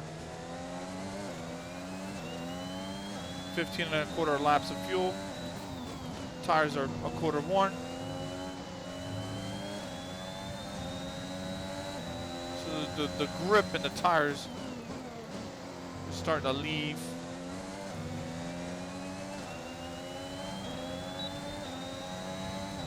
It's starting to leave the tire.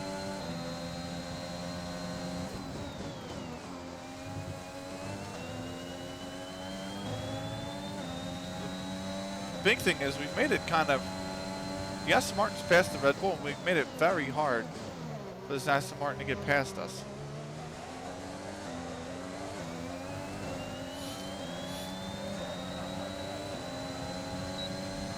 We've stayed pinned to the racing line. We haven't given him an inch.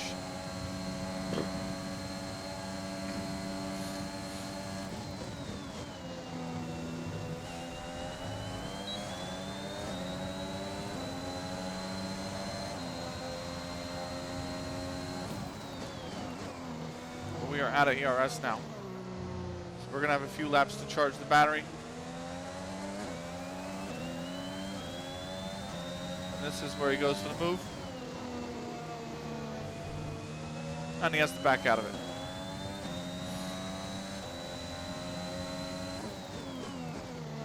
It's going to be a feisty race, I know that.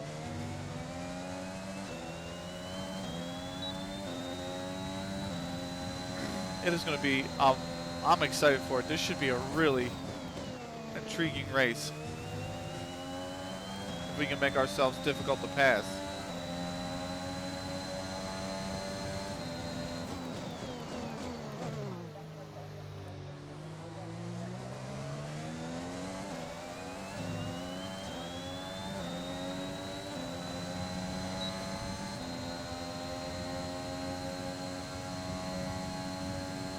He's trying to use our slipstream. He's trying to come back in.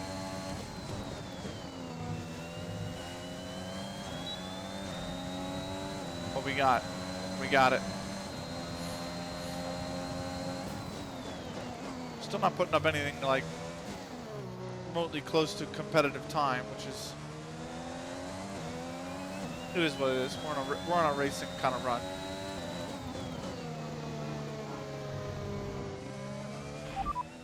Be careful with the front. He just tapped our front wing.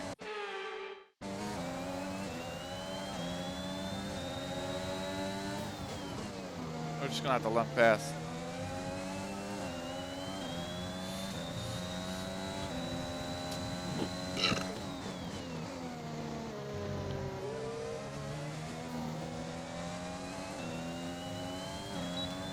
We're just gonna have to let him go. It's all good. I actually really like Sebastian Vettel.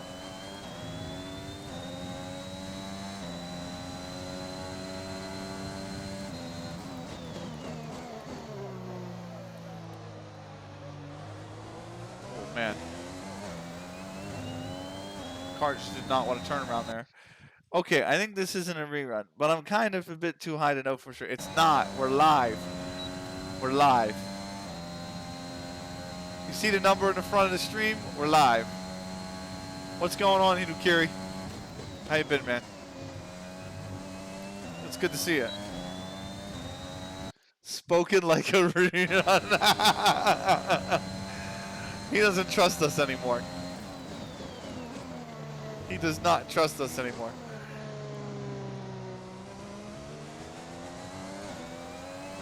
How you been, man?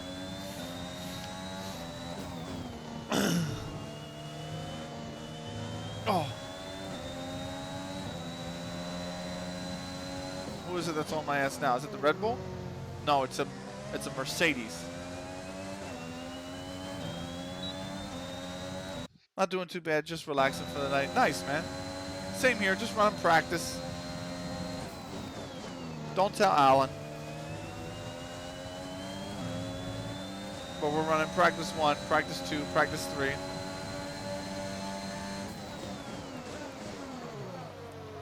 Ooh, don't be hitting me now. We tried to squeeze him.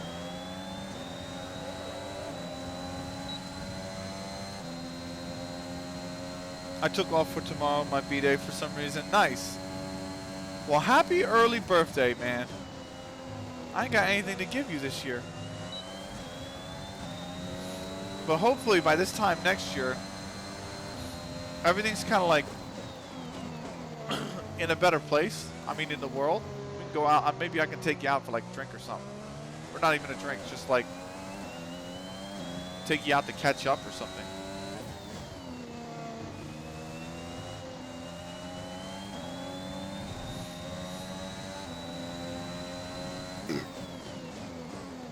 But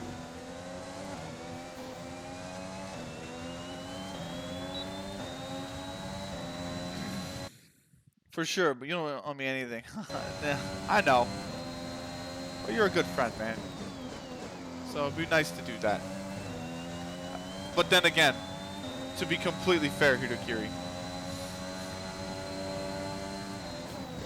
your birthday would be on like a Wednesday. So if I took you out, right? If we went out just to hang out the day before your birthday, right? Next year it would be a Wednesday in the middle of October, which means probably just MLS randomly schedules a fucking home game or some shit. Let's be real. Because they're scheduling so shit. Their scheduling is terrible.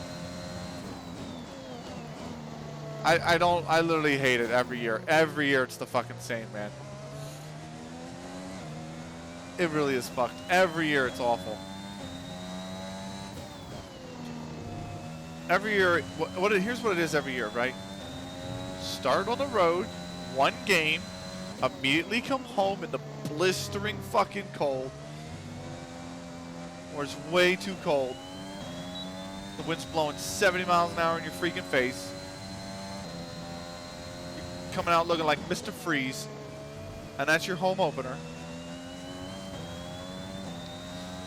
And then randomly have 2 other games in the cold in March. And then you get a break, and everyone's like, oh, thank God, we don't have another home game for 3 weeks. The April home game comes. It's nice. It's warm. It's a little bit rainy. And then it's May, and all of a sudden you have a bazillion fucking home games because it's May.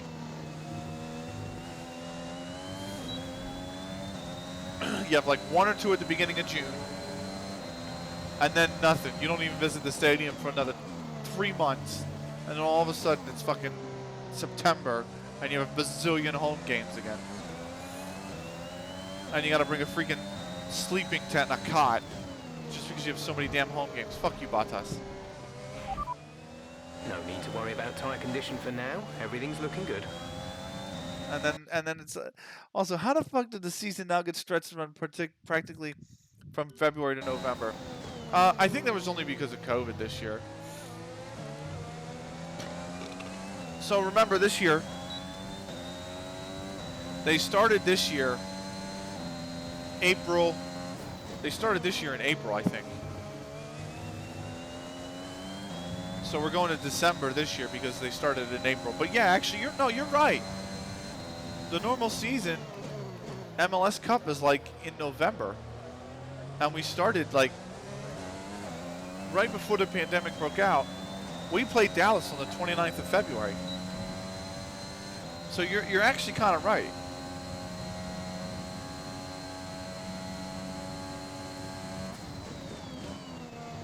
I don't know.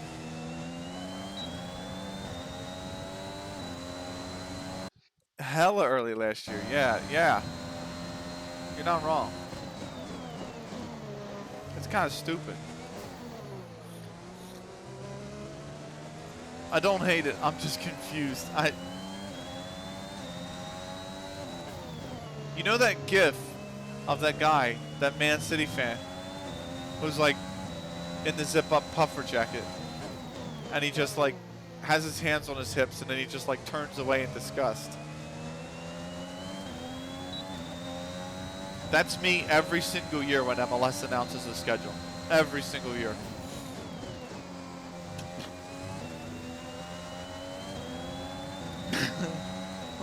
It really is. I get it, right?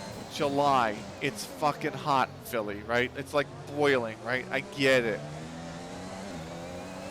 A 7 p.m. home game, a 7:30 p.m. home game in July, in June, in August would be fine, guys. It would be fine.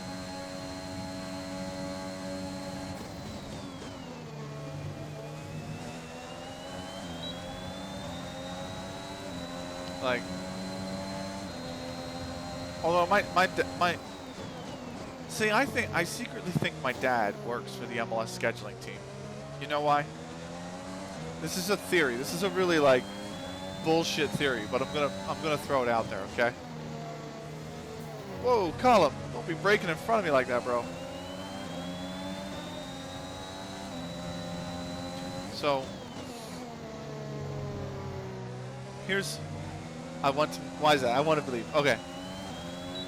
Because my dad goes, every season my dad goes the same complaints. Why do we have so many midweek games? Granted, mind you, 3 seasons ago we only had like 2 midweek games. So I don't know what he's complaining about. We had a midweek game in like May, and we had a midweek game in like September. And those were our only Wednesday games. Everything else was a Saturday or Sunday. But he goes, oh, why did I schedule midweek games? I hate the midweek games. So he wants no midweek games. But then also, he's like, why do we have no home games in July? And why can't we have a mid-afternoon game? Why can't we have a game at 1 o'clock in July? And I'm like, because it's 99 fucking degrees at 1 p.m. on July. That's why we don't have July home games, like, and that's why when we do, they're 7:30, 8 o'clock at fucking night, and we're playing Montreal. because the game gets moved back for Canadian television, although who the hell watches Canadian television? I don't think Canadians watch Canadian television.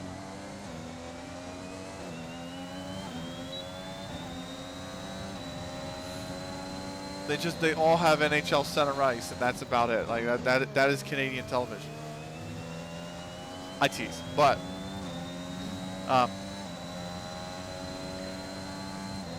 I just like that's it. So like his thought process on MLS scheduling is equally as bad as the actual people who do the MLS scheduling. That's why I'm like I think secretly he's on the scheduling team. Red green. Red green. What are you talking?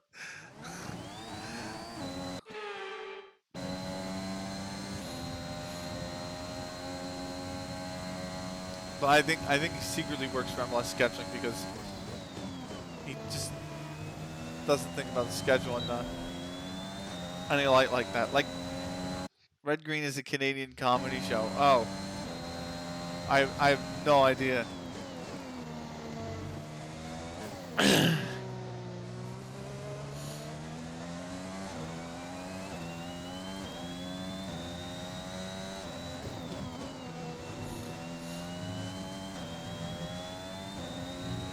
So you want to know something funny?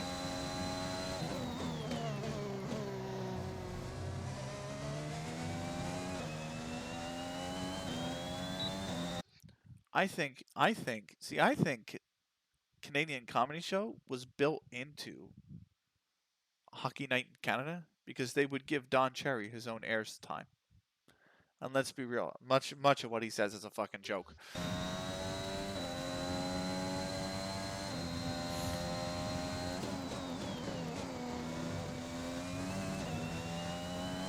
Always, yes. Always. So their comedy's built right into fucking Hockey Night, man. You can't get any more Canadian than that. I joke. I actually know a lot of good Canadians.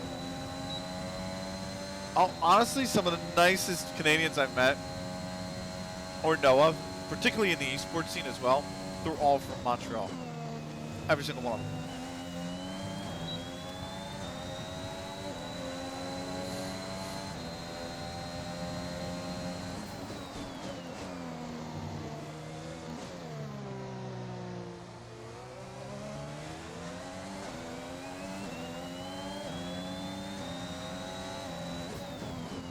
Oh, he's trying to dive bomb me.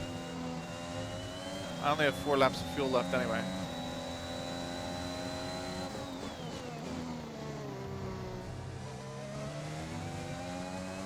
Interesting. There's 4 laps of fuel remaining. I'm not saying I like Don Cherry. I don't. I'm saying I think... I actually don't like Don Cherry. But they give him airtime, man. He reminded me of Andy Rooney for 60 Minutes. I don't know if you ever remember Andy Rooney for 60 Minutes.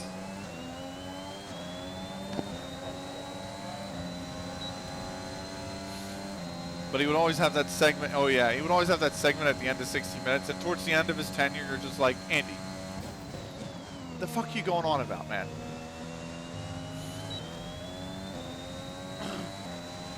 He aired a segment once.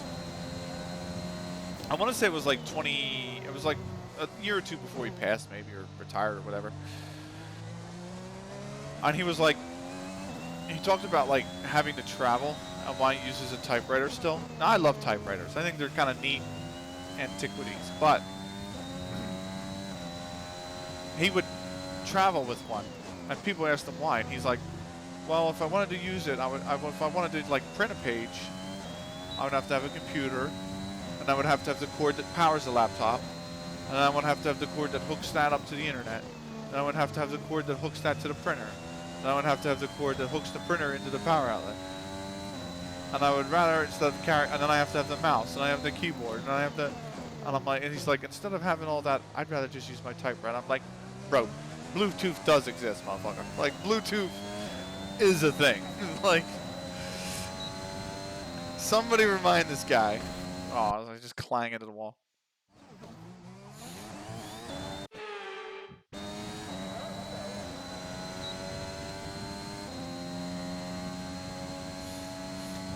I'm like, dude, bruh.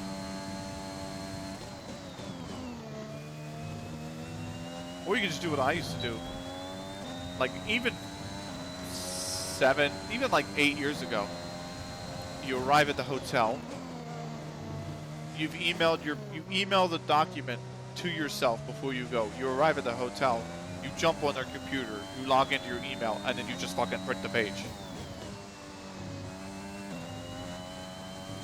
Like, come on, man.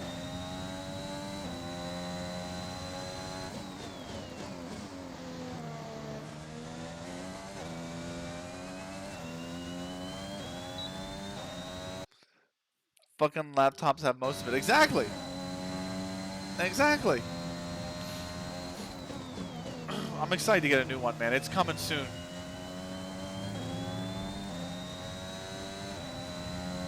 It's coming soon. I know that.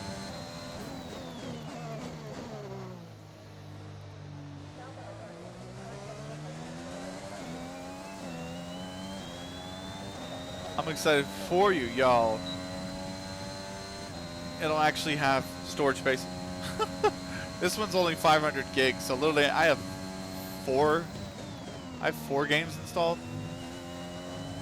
Maybe 5 games installed.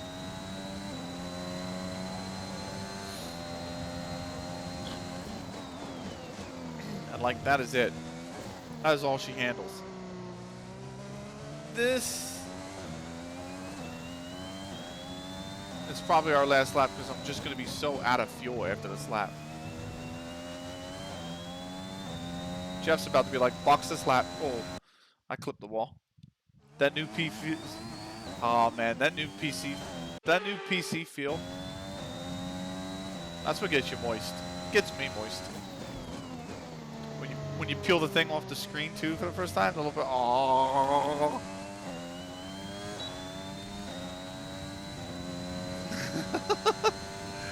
It just feels amazing, man. And this one's done me well, and it's lasted me 3 years. So I can't complain. I mean, it still runs really well. Come in this lap, please. Box this lap. Not gonna box this when lap, driving Jeff. with the pit assist disabled, Jeff, you'll shut need up. to be mindful of your speed when entering the pit lane. Maybe if I'll you just hit the blitz limiter it. line too fast, you'll pick up a penalty. Watch the on-screen prompts that show your target speed and distance to the limiter line. Jeff, I'm coming in next lap, even though I'm going to be out of fuel.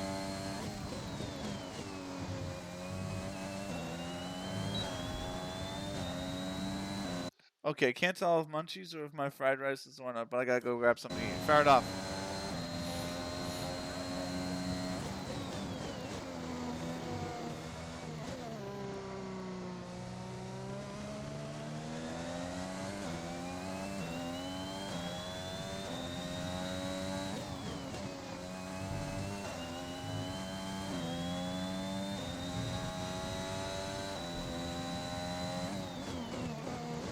I need to box. Right, come in at the end of this lap.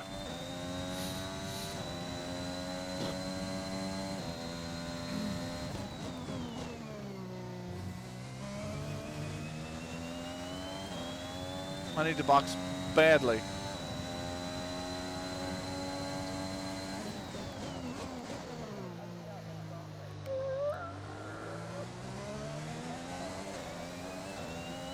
I might actually run out of fuel right at the end of the straight.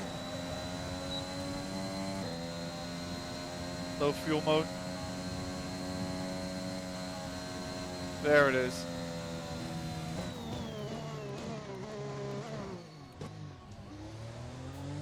That is that line is like really way forward.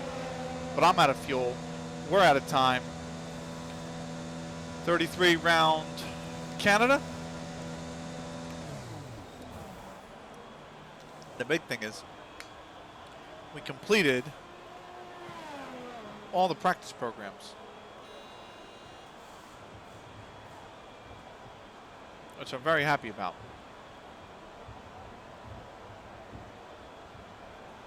Look at the grain on the tires. This is half as well.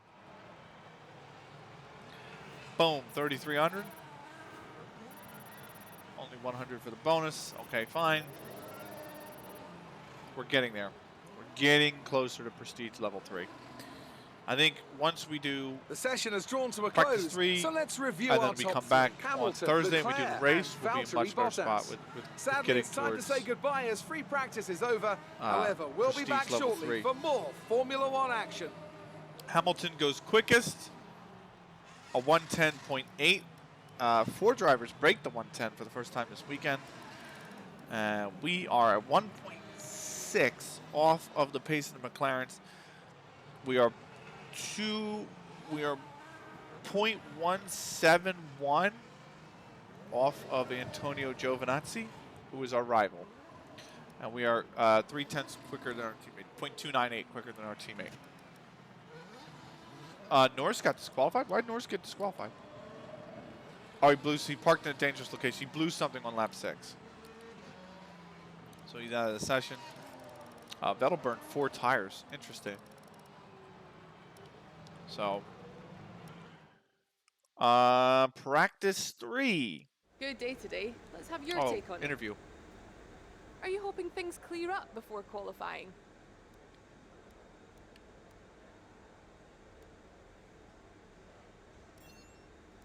How do you feel this season is going for you? Is the car competitive?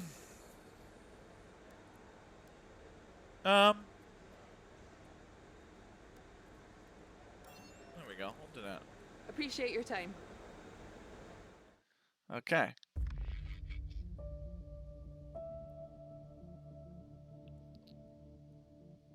Free practice 3 is coming up now.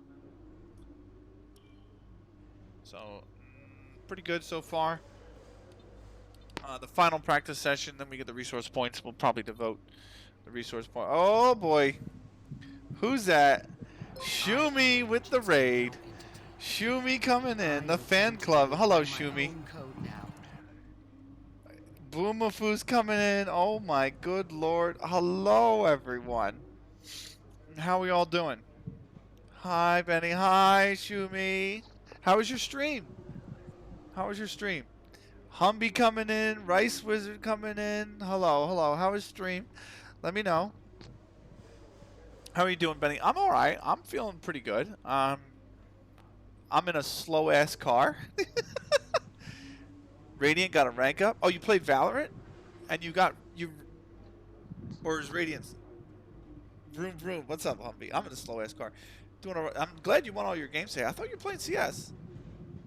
Damn, your stream is so fast that you see comments come in before I see it in my chat.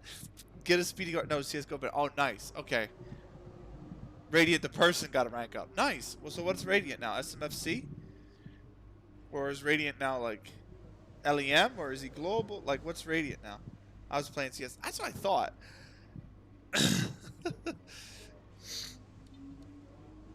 So, yeah, let me know what Radiant ranked up to. Nice. I was lurking. Am I wrong? SMFC now. Ooh, shit. Oh, shit. Global Gold Guardian 5. Triple AK, right, Rice? Triple AK. So. But, yeah, man. I'm nice. I'm glad you won all your games. So. We're doing double MP9. Yeah, of course. Double MP9, yeah. Triple Bison. That's what he's got. He's on triple Bison level. So. Nice. So we're actually practicing. We're not even going to race tonight. We're running out of time. But we're going to go into practice 3. We're in a really fucking slow car. Just the performance index. So we're here, Woof's Angels F1 team. And you can see Williams is like a smidge ahead of us. And Haas is below us. We're trying to catch the Alfa Romeo, but they just keep going away from us. And then it's Alpine, Aston Martin, Alpha Tauri's in here, so it's Alfa Romeo, Aston Martin, and Alpine are tied, and then it's Alpha Tauri, Ferrari, McLaren, Red Bull, and Mercedes at the top. So Aston Martin music, nice. Yeah, Bond music, instant Bond music. Anytime they pull out of the pits. This is a better bar graph for where the performance are. We are on the line, and you can see Haas below. Williams is pretty much level. And then all the other cars are better. It's season 1. It's to be expected. And these are the parts in development. So we are trying to run. Well, we finished our practice programs in practice 2. So practice 3, which is expected to be partially wet, same with qualifying and the race, is up next. And we are going to run quite a few number of laps. Can I get a Can I get a hoya? Nice. What's up, Rice? How you been, by the way, Rice? So, let's look at the weather. So pretty dry for the opening 15 minutes. That's fine. I think actually, if I remember correctly, because it's been a while. So Rice with the follow. Thank you, sir. Yes, the rain comes 45 minutes into the session. So you can see the chance of rain here is pretty good. Your drag reduction system, or DRS, allows you to gain speed on certain straights. We call these areas the DRS zone. You can use your DRS in these areas at will during practice and qualifying. But in the race, DRS is only available if you're within 1 second of the car in front. So this is our the bar at the bottom of your MFD Jeff, will fill up as you approach the DRS zone, and once it starts flashing, press the DRS button to activate. So we're running a low downforce. Canada is a track that's kind of very notorious for long straights. You can see the pits start here, you come out, it's turn. I know what that means. DRS. I know what that means. Nice. The pit's this little line right here. So you come out kind of in the middle of turn 2, and it's a short little right around the kink of turn 3, 4 or 5 in a chicane, and then right around this little curve of 6, another chicane for 7 and 8. A very long section. This is the first DRS zone, and then 9 and 10. It goes all the way around to the hairpin at 11, and then you come all the way up the back straight to 12 and 13. Don't remember shit. Yeah, and you got the Wall of Champions right here. It's called the Wall of Champions because in 1999, I want to say it was the 99 Grand Prix. It could have been the 2000 Grand Prix as well.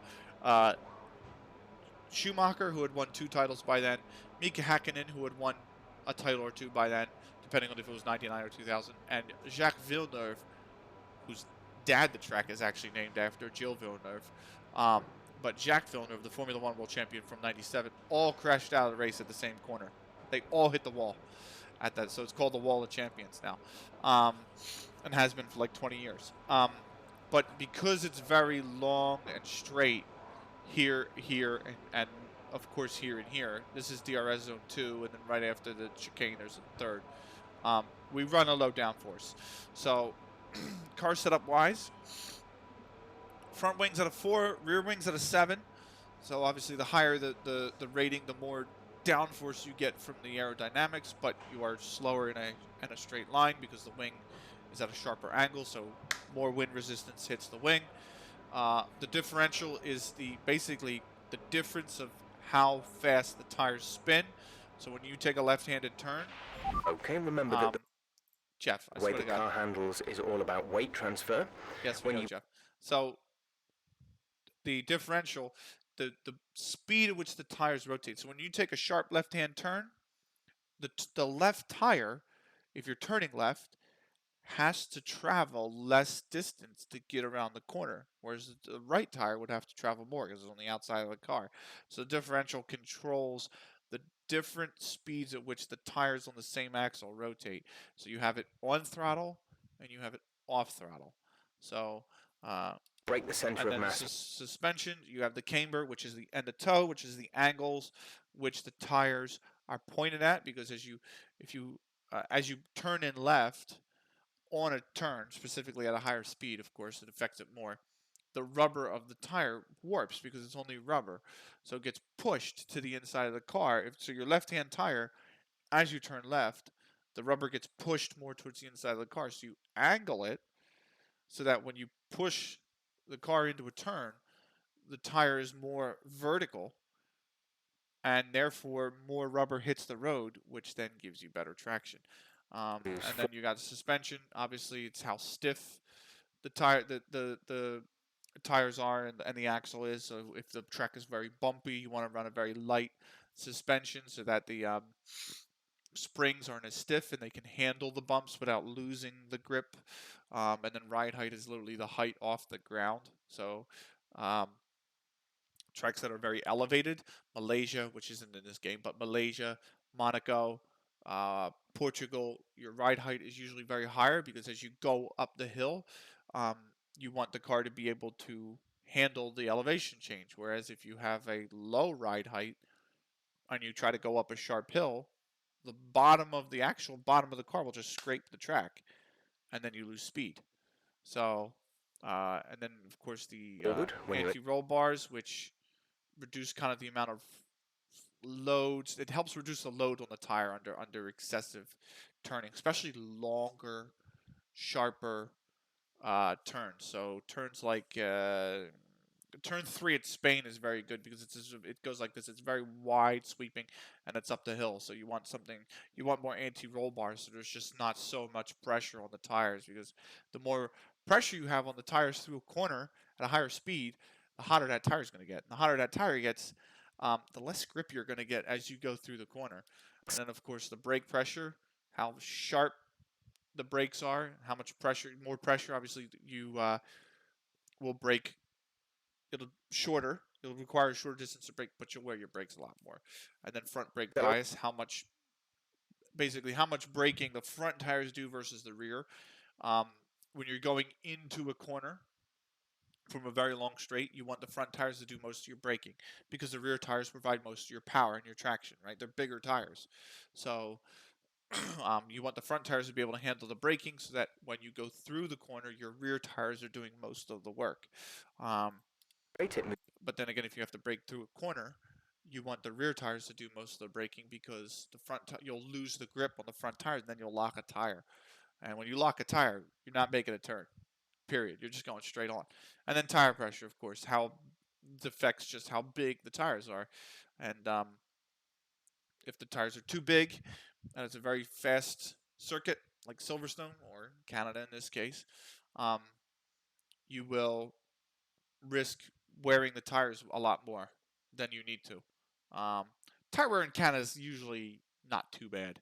So that is an overview. Moves rearward, and when you turn, it is pushed to the outside of the car. So, more load on each. And then we have to manage, obviously, the tire equals more grip. So make sure we have to manage all the components. With the so we only get a certain number of components from becoming too violent per season. So you can see this first internal combustion engine I have, it's at 80% wear. So that's done for the season. Once you get even remotely close to 90, you risk just blowing it. And the last thing you want to do is just completely blow it out in a race. So we got fresh components on almost across the board. Same with the MGUK. You see it's starting to wear at 66%. We might be able to get away with it for another race, or maybe swap it in for like practice 1 and practice 2 at the next race weekend, and then ahead of practice 3 swap it back out.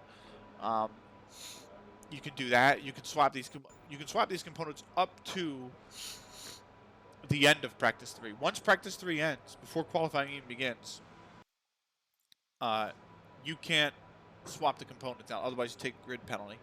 So the MGUK is basically controls the kinetic energy that the car generates. So it helps with the deployment of your ERS, which is your energy recovery system, which is basically a system built into the car. And I have a feeling you're going to get this in electric cars soon if you haven't already.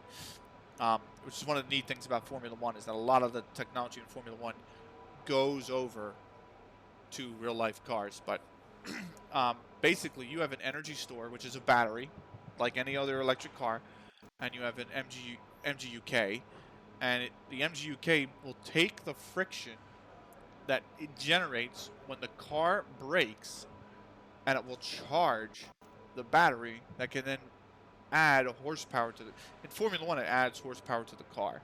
But I have a feeling you're going to see this technology get altered and then brought over to commercial cars, where as you brake, you charge your battery that runs the car. I imagine Teslas already do that. I don't own one, so I can't confirm. Our MGUH is getting a little worn, 54. It's probably got enough life left to get through this weekend. It basically is the cooling. It's the engine cooling. The energy store, like I said, is the battery. The turbocharger is exactly that. It's a turbocharger. because these are hybrid cars, so they're part turbo, part supercharged.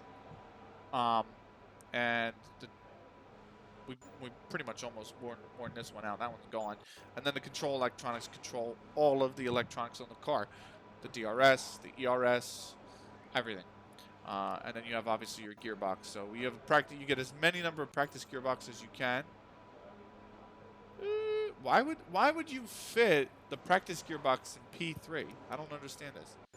Because it says the event gearbox is required for use in P3, qualifying, and race test. We're in P3. Why would I take a 15-minute time penalty for ordering a gearbox? But as per Article 23.5 of the sporting regulations, an event gearbox must be used in these sessions, P3 qualifying and race, for 6 consecutive race weekends before being replaced. Fitting an additional event gearbox prior to filling this requirement will result in a grid penalty. You can see for this first one, I did 4 races, and it's 58% worn. And now I have a second gearbox. I took a grid penalty in Azerbaijan. I just straight up took a grid penalty. I ordered an extra unit in every single component. And because I knew the gearbox wasn't going to make it, I just said, fuck it. We just said, fuck it. But yeah, that is an overview of the car and the setup. So we are going to run some hot laps. So I want to try qualifying pace. I'm kind of interested to see what it is. So we're going to put on the fresh softs. We're not particularly too fast. Norris is out there. He's on a 1:11.4. Who else is out there? Sonoda, he's coming in. Gasly's about to start his flying lap. Stroll. And that's it. That's all that's out there. So we are going to get out there. Let's go on a flying lap. We haven't run softs on this low of a fuel load yet this weekend. We did at the end of P2, but the tires were like, we ran like a 25 laps kind of stint on those softs. So they were like very heavily worn by the time we had no fuel left on the car. They were 45% worn, so they just didn't have the grip. So here we go, Canada final chicane. Let's use the ERS to get that boost going. And then this turn I kind of suck at, but we're going to use some ERS to get out. She already has a lot of grip. That was pretty good. Here's the little turn to 6.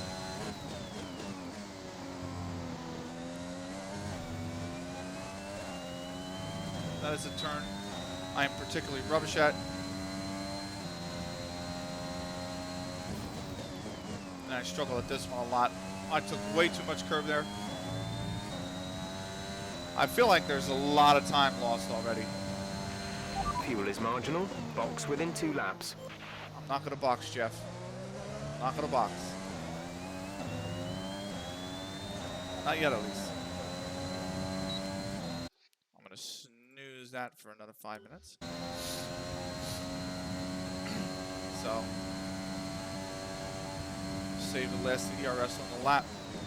We are quickest through the speed trap. It's a 1:12.1, P5, which is kind of the best lap we've actually put in all weekend, I want to say. But we have just enough fuel to go around again. So we go again. And we'll see if we can improve our time. Ooh. A lot of curb that time. There's only 1 lap of ERS. fuel remaining. You can see the delta in the top right. We're about 0.6 up.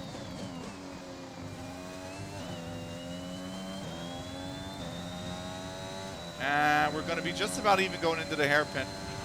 Box this lap, please. Box this lap. Broke probably a little bit too early.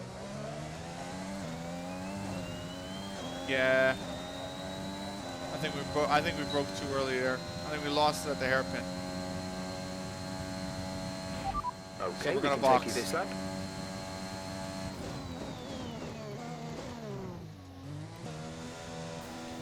So a 120, a 111. No, what did we get? 112.1. So we had a 112.4.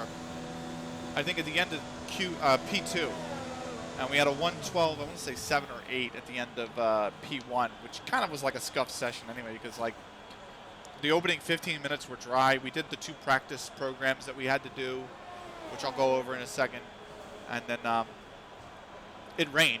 So literally, your time was never going to beat anything that you put in on the dry. So the first 15 minutes of practice 1 pretty much set the tone for the pace. There's no chance to improve on it. Practice 2 was dry. Practice 3 is going to be dry until the very end. So these were the practice programs. So race strategy, we had to complete 5 laps of the circuit. So far, our fastest lap is a 1 minute 12.1. Thanks, Jeff. Shut up. Complete 5 laps of the circuit at normal race pace. Ideal fuel load, pit stop strategy can be calculated, blah, blah, blah. This actually does go towards like what they project your tire wear and your pit strategy will be when you get to the race. Track acclimatization is basically like gates.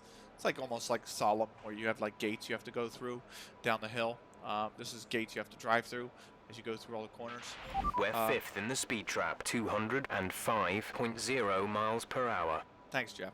And then tire management. We had to basically minimize tire wear as much as possible. They're all complete. This is the first time I actually managed to do that this season. I had to use like the kind of quick practice that they have that tries to simulate your results with these programs.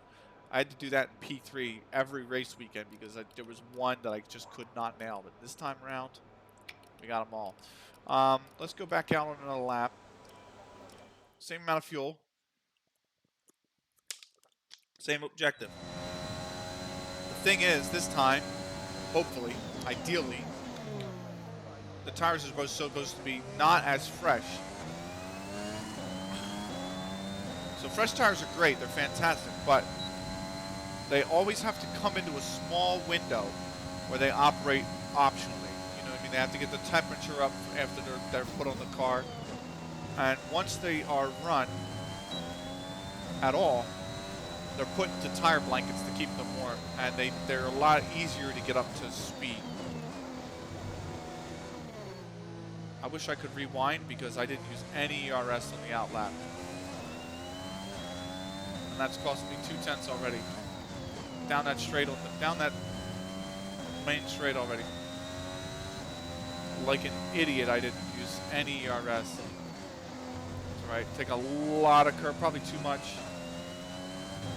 And I clipped the wall. And I clipped the wall. So this part here was good, even though I took way too much curve. The next part, not so much. And I lost a lot of time this time on the rewind. So this lap is probably not going to be subpar. Come in this lap, please. Box this lap. Jeff, I just got out here. I'm not coming in, mate.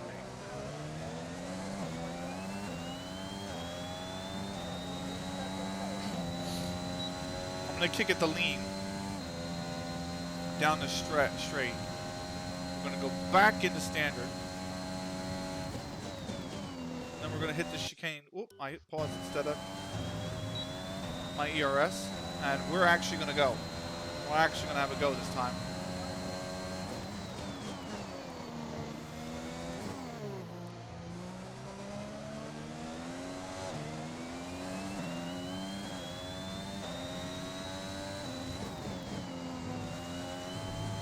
That was a lot of curve. Probably should have been a track extension warning as well.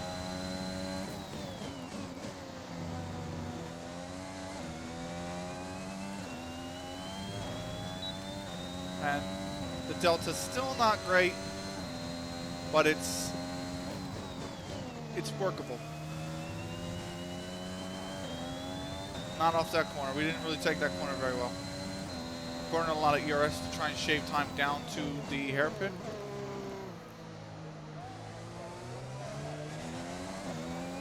We missed the apex of the hairpin. You can see that's ruined the delta.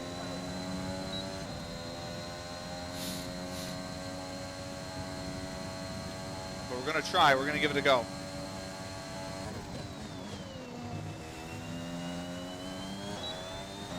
felt like that was much better, but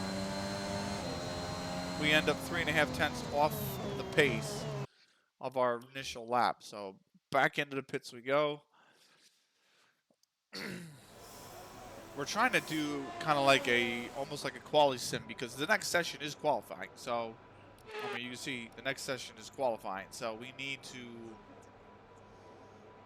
and we're trying to qualify ahead of Antonio Giovinazzi, who is our rival right now. We have a rivalry with Antonio Giovinazzi, who has to see put in some a rain about 10 to 15 minutes from now. 112.4, and he's on a flying lap. So the only other option we have is the hard tire, and I don't really want to run the hard tire because A, it's incredibly slow, and around tracks that have very high tire wear like Bahrain, it wouldn't particularly be too bad.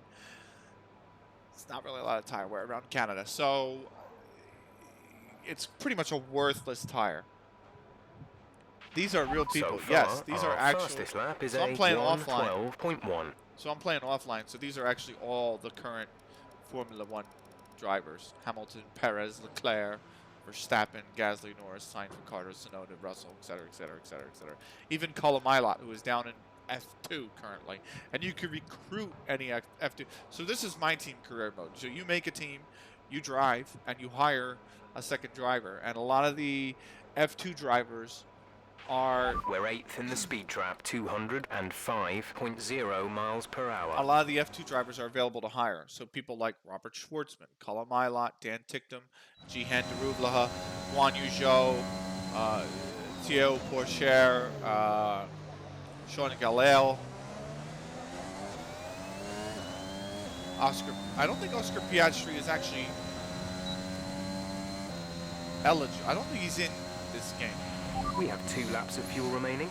They also have a few legends you can recruit for your team if you have enough money. Like Jenson Button, Felipe Massa, Nico Rosberg, Ayrton Senna, David Coulthard, Alain Prost, Michael Schumacher.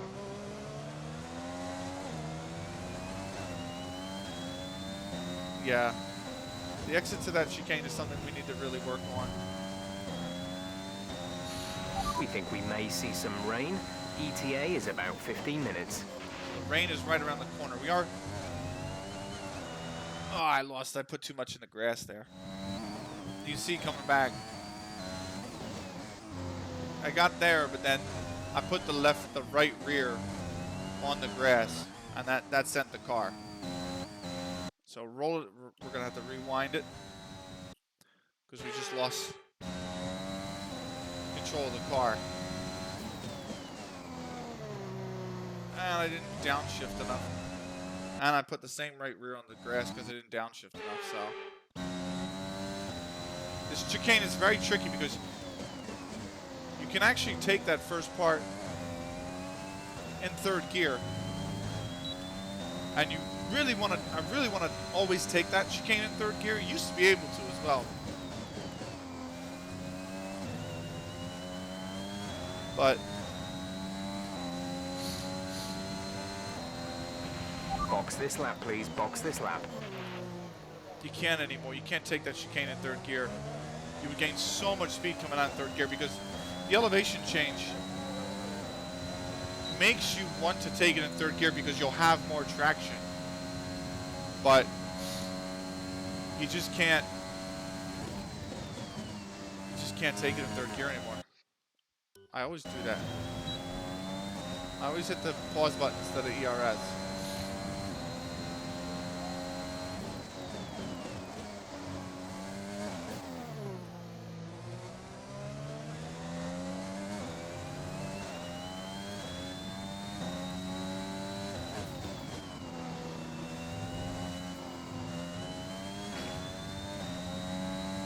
Not a great lap.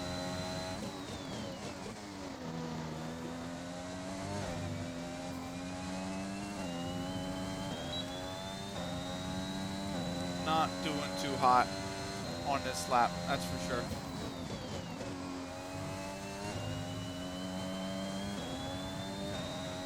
Even then, when that chicane felt great, I'm losing time on the delta. So my first lap is literally right now my best lap, even though that's probably the best I've taken the hairpin all practice session long. So.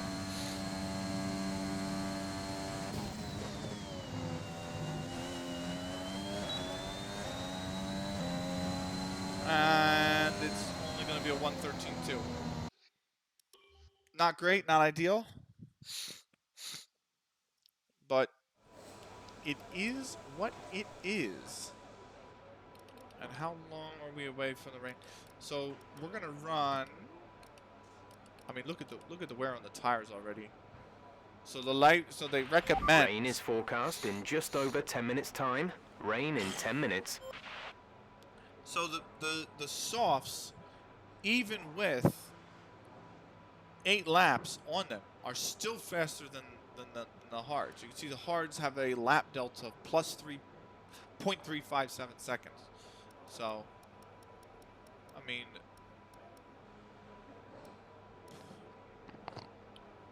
that means that the softs are about 1.2 seconds. So far, our fastest lap is a 1 minute 12.1.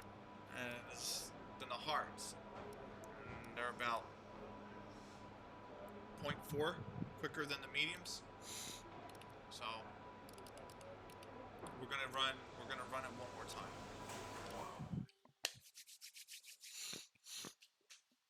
I seem to be losing the grip. Like I'm not able to throw the car in like as I mean, I will admit I'm kind of throwing the car a little violently into these turns, but the chicanes are so tight. You don't really have much of an option. You kind of just gotta really send it in.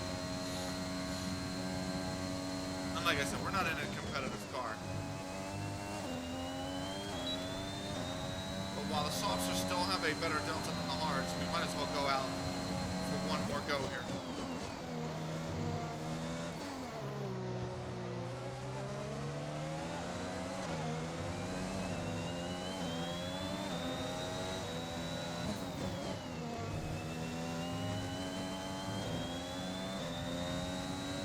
It's just not looking great. There's just not as much grip than previously. I've overshot it all. Your mic is really quiet. I'm sorry. It's moved away from the. It's moved away. It's fallen away from my face. So that's the problem. I just don't. There's just not enough grip. 205.9 miles per hour. There's just not enough grip left. You can see it's getting to the point now where the moment we put another lap in, the hards are going to be at the exact same pace that the softs are in, and that's just not good enough. I mean, the wear on the tire's gone, and not only that, but look at the forecast here. The weather, the rain is definitely coming. So I think we've done everything we can in this session. I don't think we're going to put in a better lap, given the fact that we only have 2 more tires to choose from, and one of them is the slowest freaking tire compound in the game. So it is time to accelerate through the final 30 minutes and see what it's like. You see, look at the air quality. Look at the air temp, by the way. That's really dropped. Rain is definitely. There it is. It's starting to rain on the track. We have absolutely no pace in the wet, by the way. We ran the inters, you can see, for a while here. In practice 1. But that is practice 3 coming to a close. So qualifying is next. We have gotten out of qualifying 2 on 3 occasions. We got out of qualifying 1 into qualifying 2 on 3 occasions. We got out of it in Bahrain, we did it in Portugal, and we did it in Azerbaijan.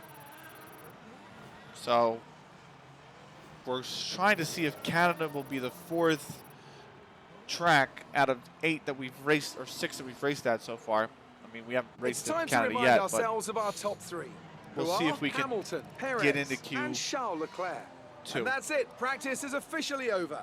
Until next time, goodbye. So we pulled out a faster lap than our rival, Antonio Giovinazzi, by about 0.3. Qualifying, Basically, it's 18-minute session. The worst 6 times at the end of the 18 minutes will be eliminated. That's where they will start. So if you are in 18th after the 18 minutes is up, you will start the race in 18th.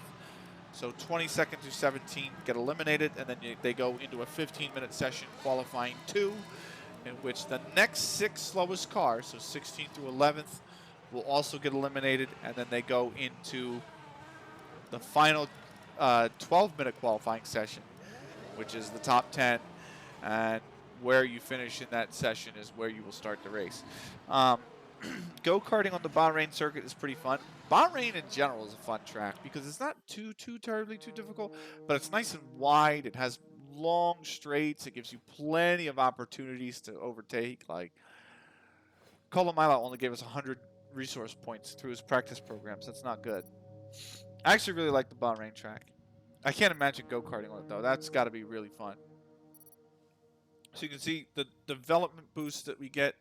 So if you do the achievements, if you do the program targets, if you meet them, you get resource points. And if you meet the extra development boosts, you get discounts off your... You meant in real life. Yeah, I know. I can imagine. I've never been, obviously, to Bahrain. So I can imagine. Have you been to Bahrain and raced on the Bahrain circuit? Is that what you're about to tell me? Go-karting? That shit would be insane. I would love to fucking go-kart. Hot as fucking dusty, though? Yeah, well, of course. I can imagine that's more miserable in a go-kart than in a Formula 1 car. So claim level 5 for us. Colombilat moves towards 7. And the team's moving towards 9. Yeah, you've been to Bahrain to race on that track. That's such a great track. I'm actually shocked. You've been to Bahrain to race on that track? That's insane, dude. That's insane. Circuit Gilles Villeneuve. The main advice I can give is remember that you're probably carrying more speed into some of the corners than you expect, but you can't be too greedy with the cutting. I mean, yeah, some of the curbs here can be ruthless. This curb right here. Ruthless, that curb. And this one, too. These two are fucking brutal. So make sure you show them respect. Don't take too much. It won't take much to find yourself scraping the side of the barrier. That's fucking true. I was there for 2 years, and we went out there from time to time. Oh, wow. What were we doing in Bahrain for 2 years, man? So, there's our rivalry. We're a point behind Giovinazzi in the rivalry. But we got research points. The building has a built-in obstacle parkour course, too. Really interesting. You mean that big spiral tower that they got there? Let us start developing the car. So we've got these simultaneous upgrades let you know how many things in this department you can research at the same time, right? So right now we have 1 check. We can only research 1. Nah, really? What building then? So we already got a secondary wing flaps coming on the car in 3 days. It's connected to the stands. Oh, okay. Okay. We got the energy cells. So that's an improvement. You can see for the effects it will have for the department once it gets complete. So that's how the arrow is going. That's how, so for example, in arrow, we have the third word. We're ahead of Haas. We're ahead of Williams. We're behind everybody else. In chassis, we're literally the worst car. Where do spectators sit? Yeah, the main straight. The main straight. In the powertrain, we got the cylinder head coming in 23 days, and you can see we're kind of middle of the pack for the powertrain. And then in durability, we're not working on anything right now. And we got third best. I kind of want to do the CE, but I think I'm just going to save the resource points and do whatever's discounted the most. Right now, that's MGUH. Because the things that are wearing the most are going to be the CE, because we only get 2. We have 3 now, but we only have essentially 2 more for the rest of the season. The ICE is just wearing, and the turbocharger, and I have to improve the department to spec 2 before I can even work on those upgrades. So we're going to go for the MGUH. We're going to nail that.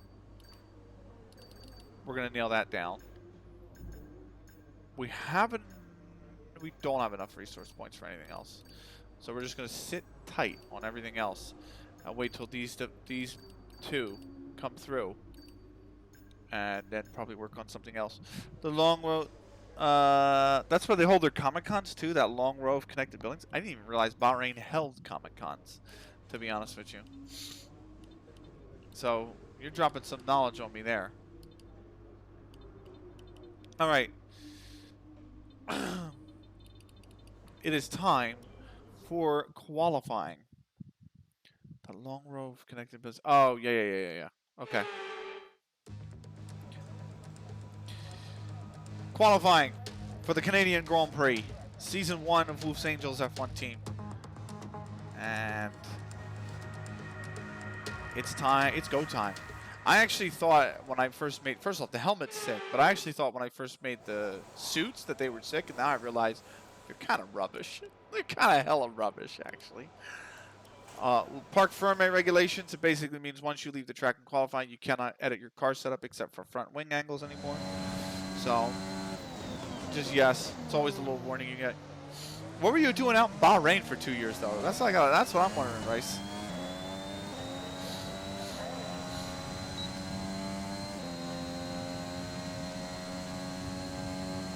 So, here we go. Qualifying. Navy. Oh, nice.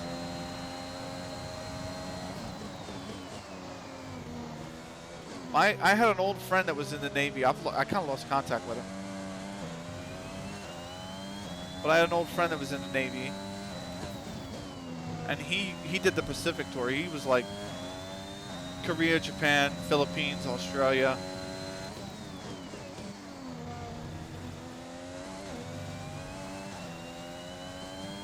And he loved it. He was in the Navy for like 6 years.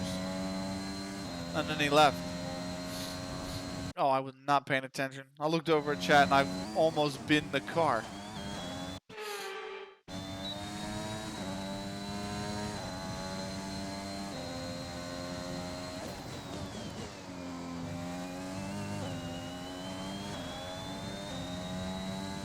Paris gets quickest. We're not going to compete with the Red Bulls. They're just way too quick.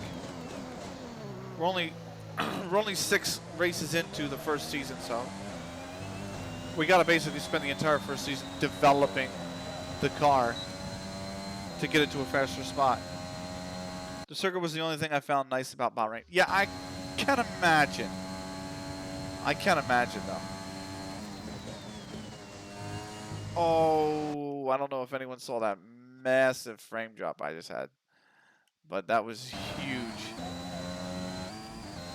So we're going to roll it back.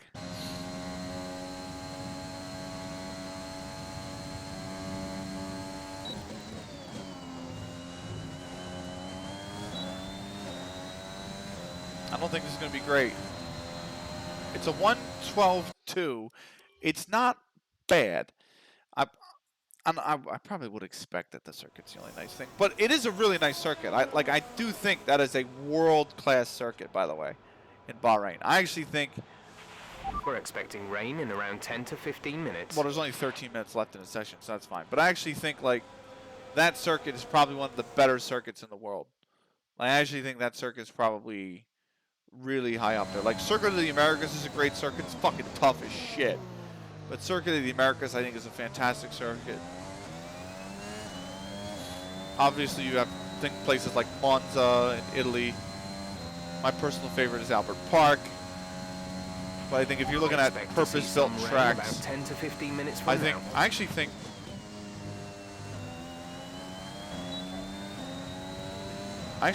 Bud in India is one of the better circuits. Now, it's a shame Formula 1 doesn't race there anymore because that is a gloriously fun track. Oh, I've spun the car. Let's have a go again. Let's try this all over again. Like, they race at Spain, and I get why they race at Spain. I get why they do preseason testing at Spain. But I'm not a fan of the Spanish track, the Circuit de Barcelona Catalunya. or Catalunya. And they do a lot of preseason testing at... I took way too much curve there, but I got away with it. They actually do a lot of preseason testing at Yas Marina circuit as well in the United Arab Emirates, and I really hate that track. But I also understand why, because there's elevation changes there, mainly in Sector 1. Sector 3 is extremely technical. Sector 3 is, or Sector 2 is basically just the 2 long straights. This is a really good time. Why is there a yellow flag? Okay, we're back to green. We are 4/10 up on our previous time.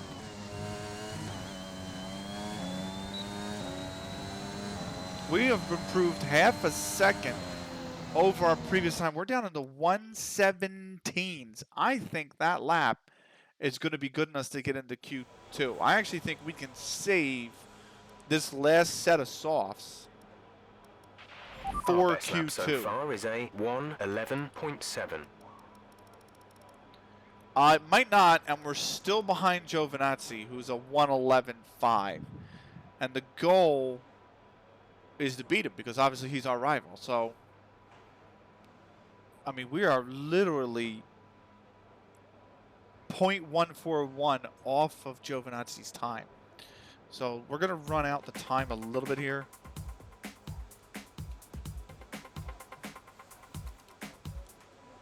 Four minutes left. We're going to go. We're going to fit that tire. And we're going to try to beat Giovinazzi, man. We got to. We got to. We're trying to win the rivalry. Granted, we have 4 races left to do it. But Alfa Romeo has just been putting upgrades on the car left, right, and center. And I'm at a point where I don't know if 2 races from now we're going to catch him in the development race. So I'm trying to win as many points in that rivalry as I can right now.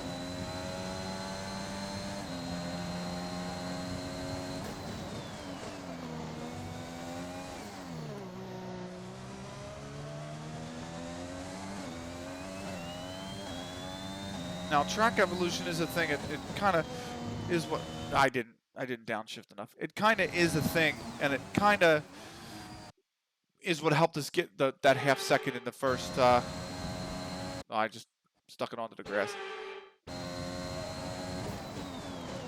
It kind of is what helped get us that half a second that we found on lap 2 of our qualifying run. But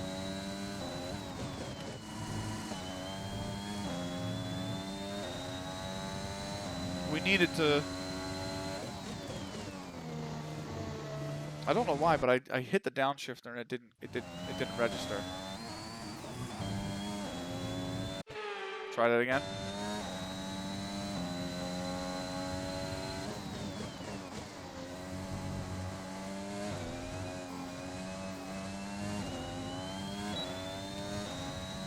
Not great through the delta, really. We're going to be about 3.5 tenths down this next chicane.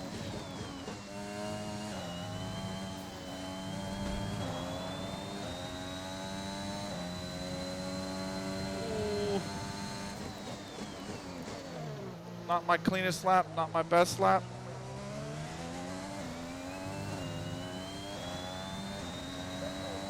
And I think we've lost too much time here. I don't think we're going to improve. We're just not going to gain the time down the straight. I got to sneeze pretty badly.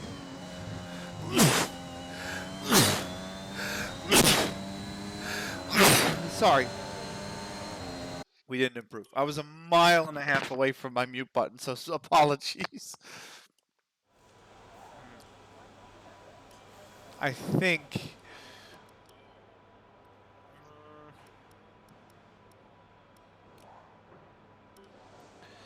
I don't think there is not enough time left for another lap. We are out. We are done. Did we get into Q2? That's the only question. Did we get into Q2? Because if we're into Q2, we could just fight Giovinazzi in Q2. And the question is, so Leclerc goes quickest. We are out in Q1. So we're out. We are eliminated. Latifi is bottom. Colin Milat will start second from bottom, our teammate. That is the two Haas, Mick Schumacher of Nikita Mazepin. We will start P18 behind one of the Williams of George Russell, who qualified 2/100ths of a second quicker than us. And then Vettel, Giovinazzi, Raikkonen, Stroll, Tsunoda, Alonso, Ocon, Gasly, Sainz, Bottas, Ricciardo, Verstappen, Hamilton, Norris, Perez, and Leclerc all go through to Q2. That is unfortunate. So we didn't want to be out in Q1. So he gains another point on us. We are now 2 points down on the rivalry, but hoping to gain the ground back maybe in the race, because more points are on offer in the race. So we'll see what we can do. That's for sure. We're not going to do the race tonight. I can guarantee you that. So it is race day, though, in Canada. And let's just see the overview. Messages come through. And it's raining to start as well. You can see this is essentially 5, 10, 15, 30, 45, 60, 90, 120 minutes in. So 5, 10, 15, heavy rain. Between 15 and 30 minutes, it swaps over to light. So it's probably going to be inters like 20 minutes in. And then between 30 minutes and the 45 minutes, it'll stop raining entirely. And I think right around that 45-minute mark into the race, probably somewhere around 20 to 25 laps into the race, I think we're going to be swapping over to dry tires. I think probably around lap 9, 10, we're going to be thinking about inters, and I think by about 22, lap 22, we'll be thinking, yeah, dries might be the way to go, and then it'll be dry the rest of the race, thankfully. So we really struggle in the dry. I mean in the wet. I have no pace in the wet whatsoever. So I'm kind of glad that it's going to go dry. The big challenge is going to be, can we keep enough of a pace in the wet to be competitive by the time the track dries? That's going to be the $1 million question, really. So, because it wasn't the case in Monaco, but we came back there. When did we finish in Monaco? I thought we finished 20th in Monaco. So yeah, it wasn't the case in Monaco at all. We kind of jacked up the strategy in Barcelona, which is why we got 17th.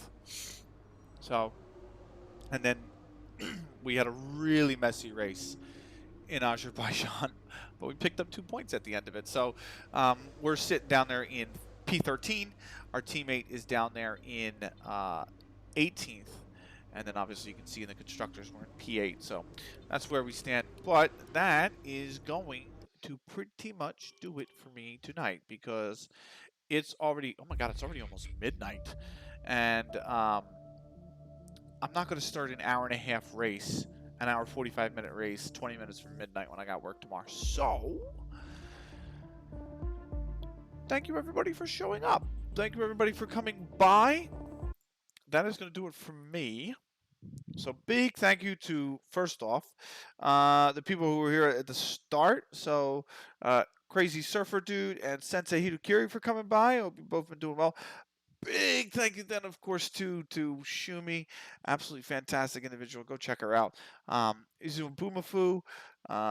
Love you, Bumafu. Shumi and Rice Wizard. Thank you for, and Humby as well. Thank you for stopping by. It's super, super, super appreciated.